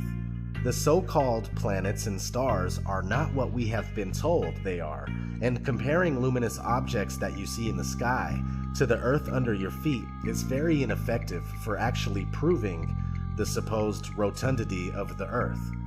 Since there are no actual photographs of the Earth and motion has never been experienced or proven, it would seem more logical for one to assume that we are on a flat, motionless plane and everything we see in the heavens revolves around us. What about satellites and GPS? As crazy as it may sound, satellites are a hoax. Have you ever wondered why there are never any damaged or fallen satellites? And why there are no satellite malfunctions due to constant heating and cooling? It's weird they don't melt in the thermosphere that's over 2,000 degrees. I find myself looking at the moon and wondering why we never see satellites pass by the moon. Did you know there are thousands of miles of fiber optic cables under the seabed that supplies 90% of the Earth's communication, internet, phones, etc.? And GPS works off of cell phone towers. It's called triangulation. Haven't you seen those really tall towers and wondered what they are? Satellite TV is just enhanced radio using ground-based towers. It's all ground-based, just like the old TV antenna. Science fiction author Arthur C. Clarke proposed the idea of geostationary satellites in 1945 in a magazine called Wireless World. And 20 years later, in 1965, they claim to have successfully launched the first commercial geostationary communication satellite. Today, there are said to be thousands, but the odd thing is that trying to prove it only leaves you fruitless. Is outer space even real?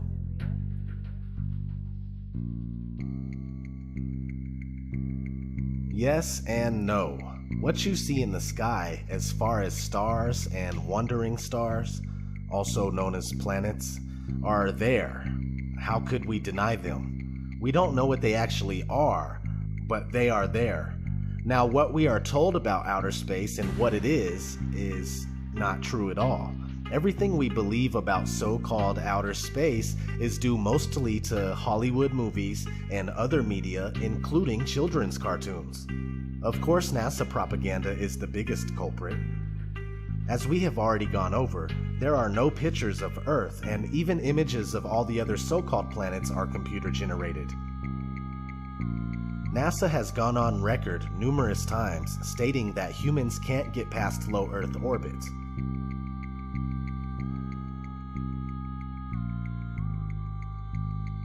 NASA's next spacecraft, already being built and tested across America, will do those things and more. This is the spacecraft that's going to take humans to explore the solar system. It's the next big step for NASA in exploration. Called the Orion Multipurpose Crew Vehicle, or MPCV, this next-generation spacecraft will enable America to explore beyond low Earth orbit. As we get further away from Earth, we'll pass through the Van Allen belts, an area of dangerous radiation. But Orion has protection. Shielding will be put to the test as the vehicle cuts through the waves of radiation. Sensors aboard will record radiation levels for scientists to study. We must solve these challenges before we send people through this region of space. Plan that NASA has is to build a rocket called SLS, which is a heavy lift rocket. It's something that is much bigger than what we have today, and it will be able to launch the Orion capsule with humans on board, as well as landers or other components to destinations beyond Earth orbit. Right now, we only can fly in Earth orbit. That's the farthest that we can go. And this new system that we're building is going to allow us to go beyond and hopefully take humans into the solar system to explore. So the moon, Mars, asteroids, there's a lot of destinations that we could go to, and we're building these building block components in order to allow us to do that eventually. And unlike the previous program, we are setting a course with specific and achievable milestones. Early in the next decade, a set of crewed flights will test and prove the systems required for exploration beyond low Earth orbit. Low Earth orbit is supposedly between 99 and 1,200 miles away.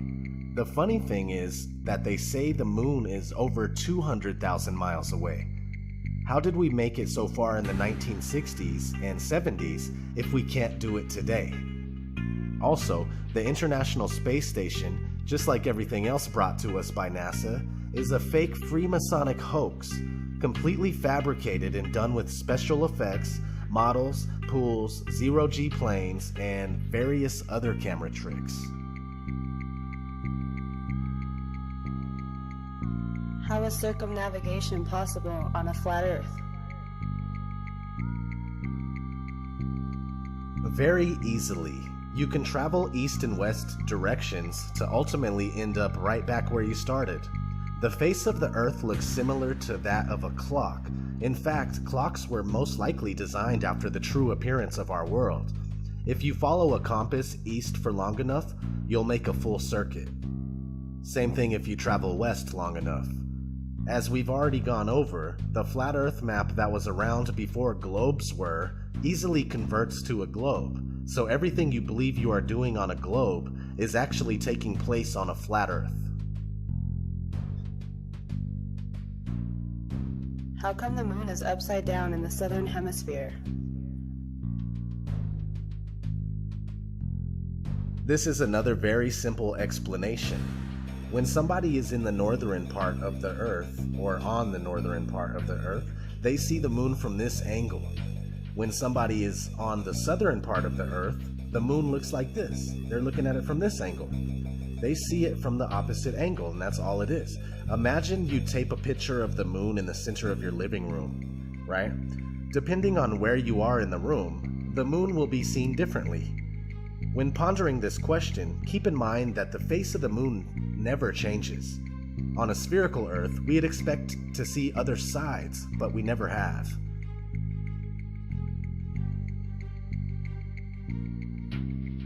What about the seasons?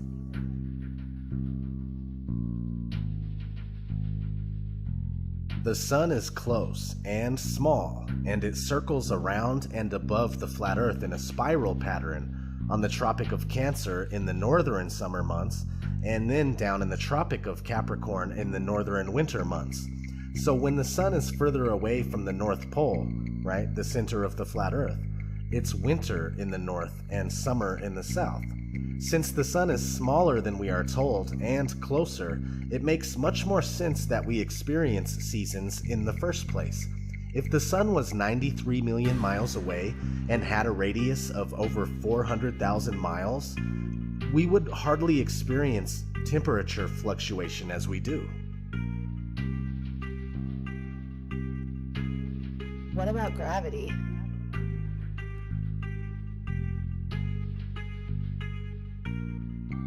Gravity is necessary in order for a spinning ball Earth to work. People readily believe that you can't fall off of a spinning ball that's darting through outer space at speeds that you can't even comprehend, yet they will deny how much easier it is to stay on a flat surface that doesn't move. Gravity is a scapegoat for all that cannot be explained, and it has never been proven. The reason why things fall or float is because of density and buoyancy. If something is heavier than air, it falls. If it's lighter than air, it floats. Very straightforward. Your phone is denser than the air, therefore it falls when you drop it.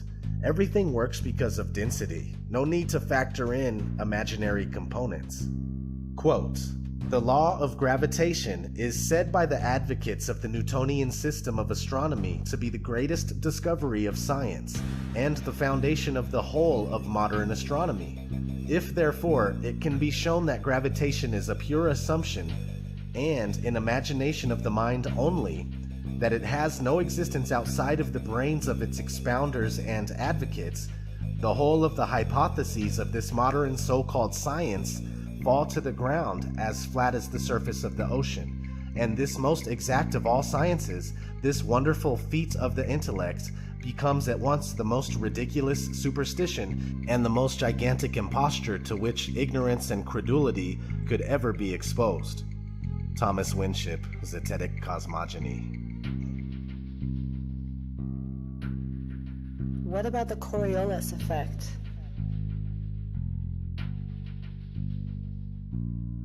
They say that the Coriolis effect is a result of the Earth spinning and is responsible for the deflection of an object moving above the Earth, rightward in the northern hemisphere and leftward in the southern hemisphere. The problem is that things like hurricanes and water in the sink aren't always predictable and have been known to spin both ways in either hemisphere. Also, another contradiction that proves the Coriolis effect false is the fact that no flying machine above the Earth has to account for it. If a bullet that travels 1,700 miles per hour has to account for the effect, then an airplane traveling at 550 miles per hour would definitely have to account for the effect. When you look for the answer, you'll find that we are told that since the atmosphere moves with the spin of the Earth, planes aren't affected. So why would bullets be? Especially when they go much faster than common airplanes.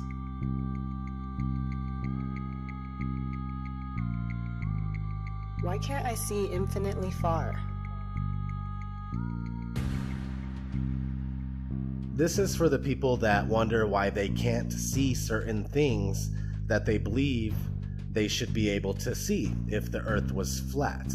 I've been asked on numerous occasions, why can't I see Mount Everest from anywhere on Earth? I've also been asked, why can't I see Spain from the east coast of America?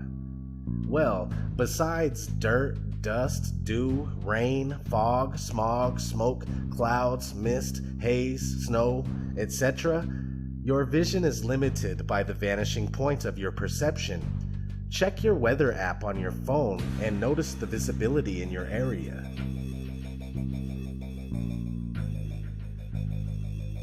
Is the flat Earth a religious thing?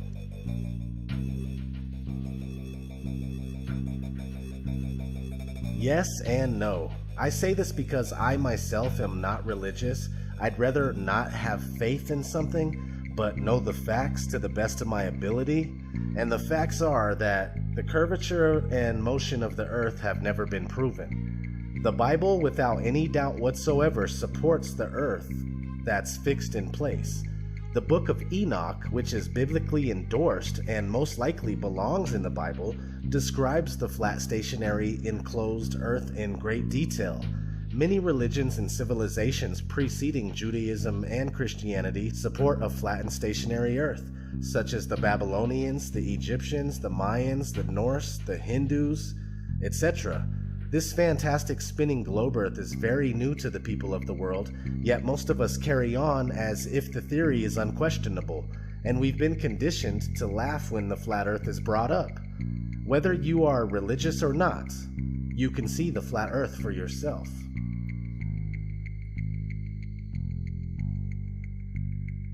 Is the Flat Earth Society behind the resurgence of the Flat Earth? No, the Flat Earth Society is designed as a containment unit.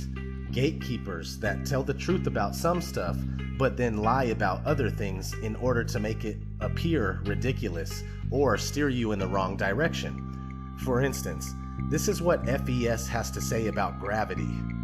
In the flat Earth model, gravity, rather than being a force, is the upward acceleration of the flat Earth. The Earth always accelerates upward at 1g, which is equivalent to the gravitational acceleration in the round Earth model.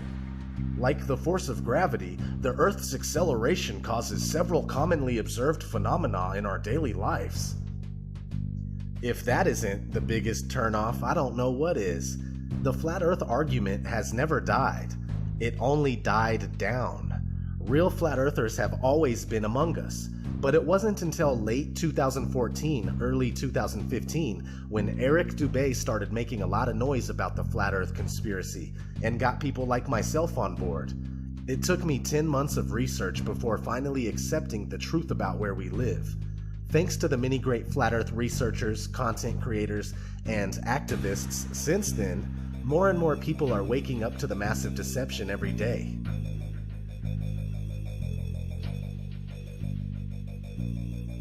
Are all scientists, pilots, and members of the government in on it?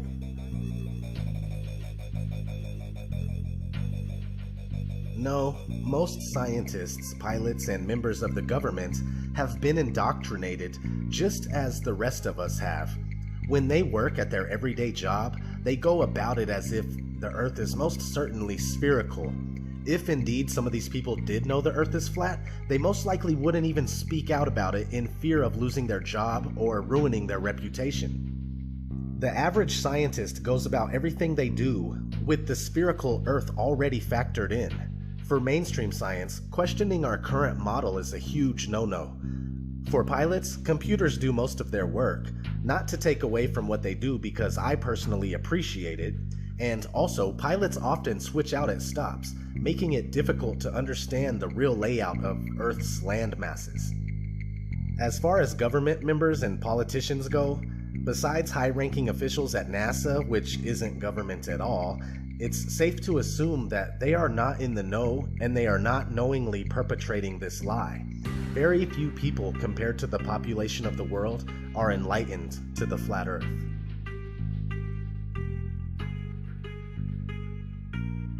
NASA isn't the only space agency. Are all others in on it too? The answer is yes. Here's a short clip on what you need to know. The Vector, NASA's official logo. If you've ever looked at NASA's official logo, both their official insignia and their official seal, you'll see that the most prominent object in the seal is a red swooshing object. They call that the chevron or the vector. If you ask NASA's Public Affairs Office, this symbology is featured so heavily in their insignia and seal, they'll give you what really amounts to the standard facile cover story for the unilluminated. They'll tell you that that is a representation of a hypersonic wing design from the 1950s, which was the time the logo was created. Not exactly the case. Someone might want to ask the Russian Federal Space Agency, Roscosmos, that was formed in 1992, why they chose that same logo. And while you're at it, you can go ask the Chinese, who formed their space agency in 1996, why in the world they're using a hypersonic wing design from the 1950s as their official logo. Then you can ask the Japanese, the South Koreans, Taiwanese, Malaysia, Mexico, Iran, all of these countries, even Bulgaria. They all utilize the vector symbology in their space agency logos for their national space agencies. It gets even deeper. You can go look at the individual manned program patches for NASA. The Mercury program, for example, a blatant use of covert symbology. In every logo dealing with the Mercury program, you'll see what looks like a number 7 in their logo. And again, NASA's official story is that they put this number 7 there so that they could pay homage to the original 7 Mercury astronauts. Kind of forgetting the fact that only 6 Mercury astronauts actually flew into space because number 7 never did. Deke Slayton had a heart problem, so he didn't get to go up. So there were only 6 Mercury astronauts, yet there's a 7 in every single logo. That's in the official or official program insignia for Mercury, as well as the 6 individual mission patches carry this logo.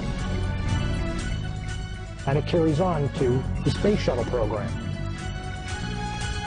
If you look at the Apollo logo has a big letter A in it. At least that's what they want you to believe, but it's not. Again, that's just a simple way of explaining away the inclusion of this vector symbology in the logo.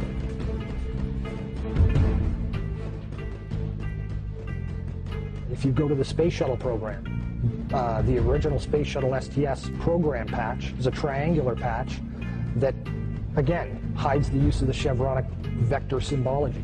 And that also goes for many of the STS-specific mission patches. Every single one of the International Space Station expedition patches carry the vector symbology. The Russian Mir space station used the vector symbology. That was their official logo. And you can even go deeper and look at military-industrial complex companies. Look at the logo on a company like Lockheed Martin, 2 vectors. The X-Prize logo, Ames Research Labs, U.S. Space Command. When you get into the military realm, the United States Space Command, their official logo is the vector symbol. And when you look at the military's individual space-specific programs, all of them deal with vector symbology in their official insignias. And the question really becomes, who or what are these people paying homage to? Let's look at NASA's Earthrise. Now let's look at JAXA's Earthrise. Do you believe this is real?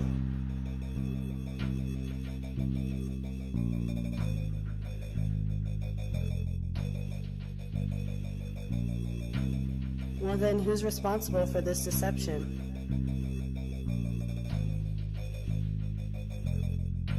You will find that the Jesuits and the Vatican have been intimately involved in all things space, including owning the earliest telescopes and, to this day, the largest owners of observatories and telescopes in the world. The Society of Jesuits have been actively spreading the heliocentric theory for 500 years, while trying to bury thousands of years of flat Earth cosmology. The Jesuits are rulers of all powers that we are aware of, and have been ruthless in their pursuit of world domination for centuries, no matter who is killed or what has to be done to establish a one-world order out of chaos. They rule over, or are deeply partnered with, people like the Rothschilds and many other international banksters, secret societies, especially the Freemasons, as well as Zionist Jews, and especially Zionist Jews in seats of power.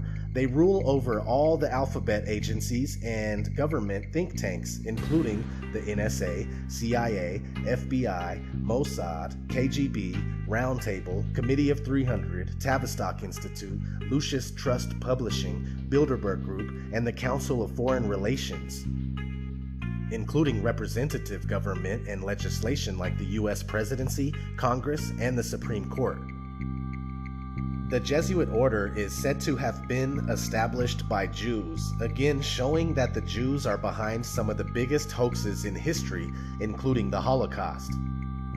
Freemasons are also spread out all over the world to further the different agendas that serve this Illuminati elite.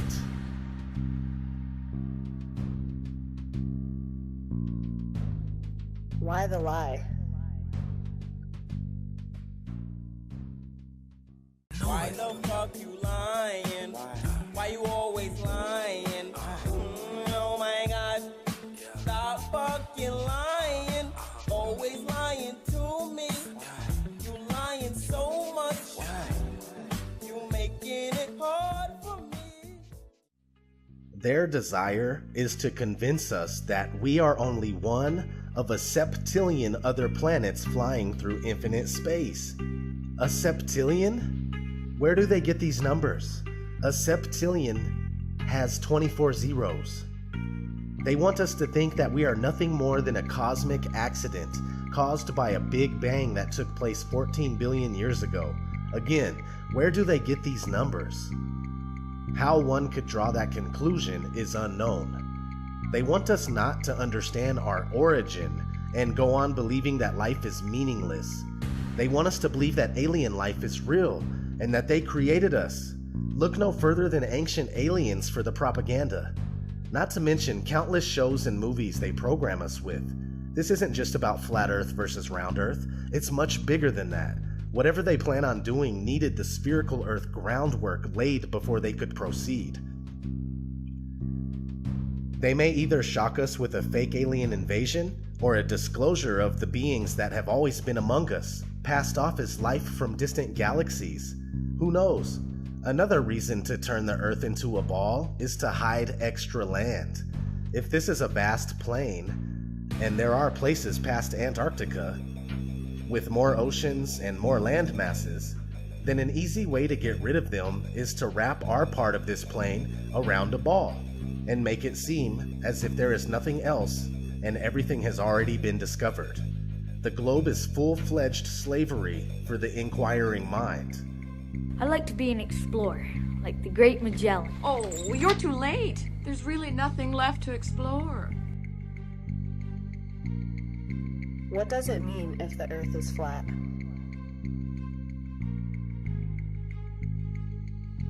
It means that the origin of man is deliberately being covered up from us. Man, woman, child, you are being deceived on a massive scale. Flat Earth, enclosed flat Earth, expansive plane flat Earth, or even infinite plane flat Earth with an infinite ceiling barrier, or possibly another plane of existence above us and below us.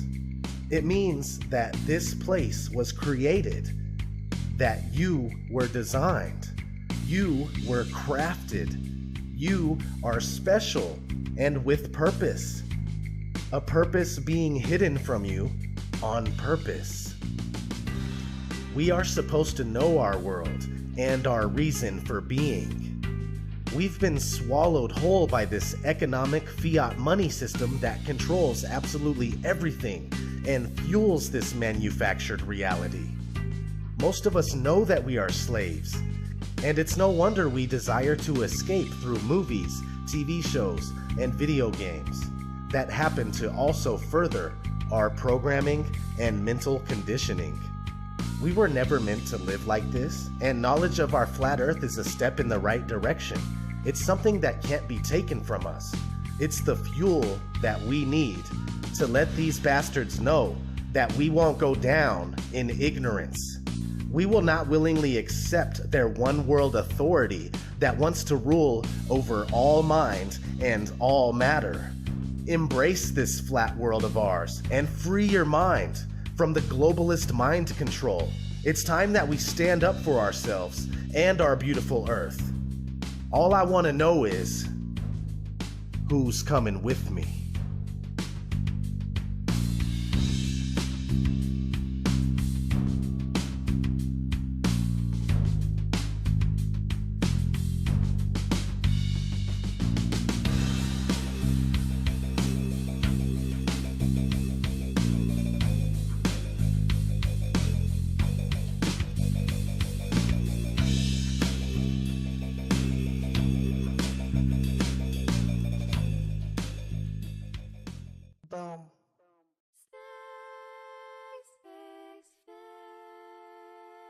Space may be the final frontier, but it's made in a Hollywood basement.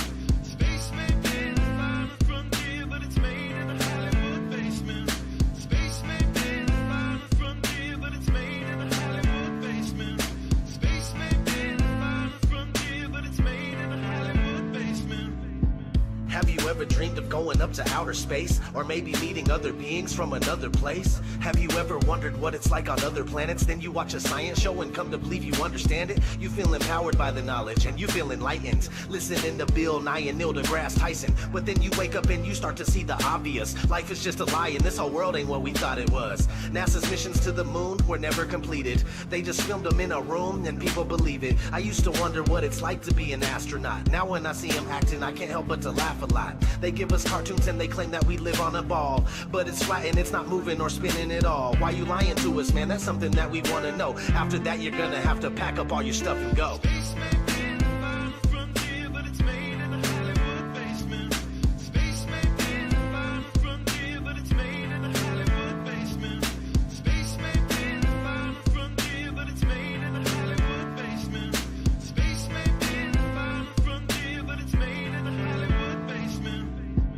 History has been rewritten by winners of wars. The Jesuit order, Khazars, Freemasons, and more. They pulled the veil over our eyes, and it's time to awaken. Through organized indoctrination, our minds have been taken. It's time we take our power back and we rescue our people. The Vatican and the bankers are like Resident Evil. They may have had the greatest plan that was ever concocted, but Illuminati never thought that they'd ever be spotted. They're manufacturing reality all in our heads. They tell us if the earth is flat, then we'll fall off the edge. But if it is a spinning ball, we won't fall off it then. And gravity is our imaginary magic friend.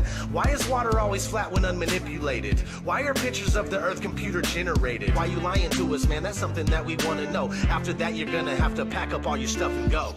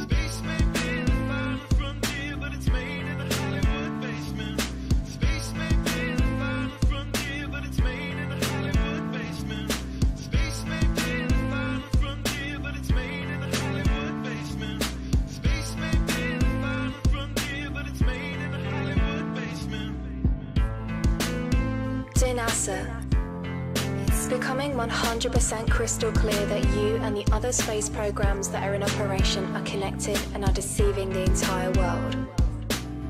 More and more people are waking up every single day, and we are now able to see right through you. But what we really want to know is, why are you lying? Sincerely, me and the great people of this earth.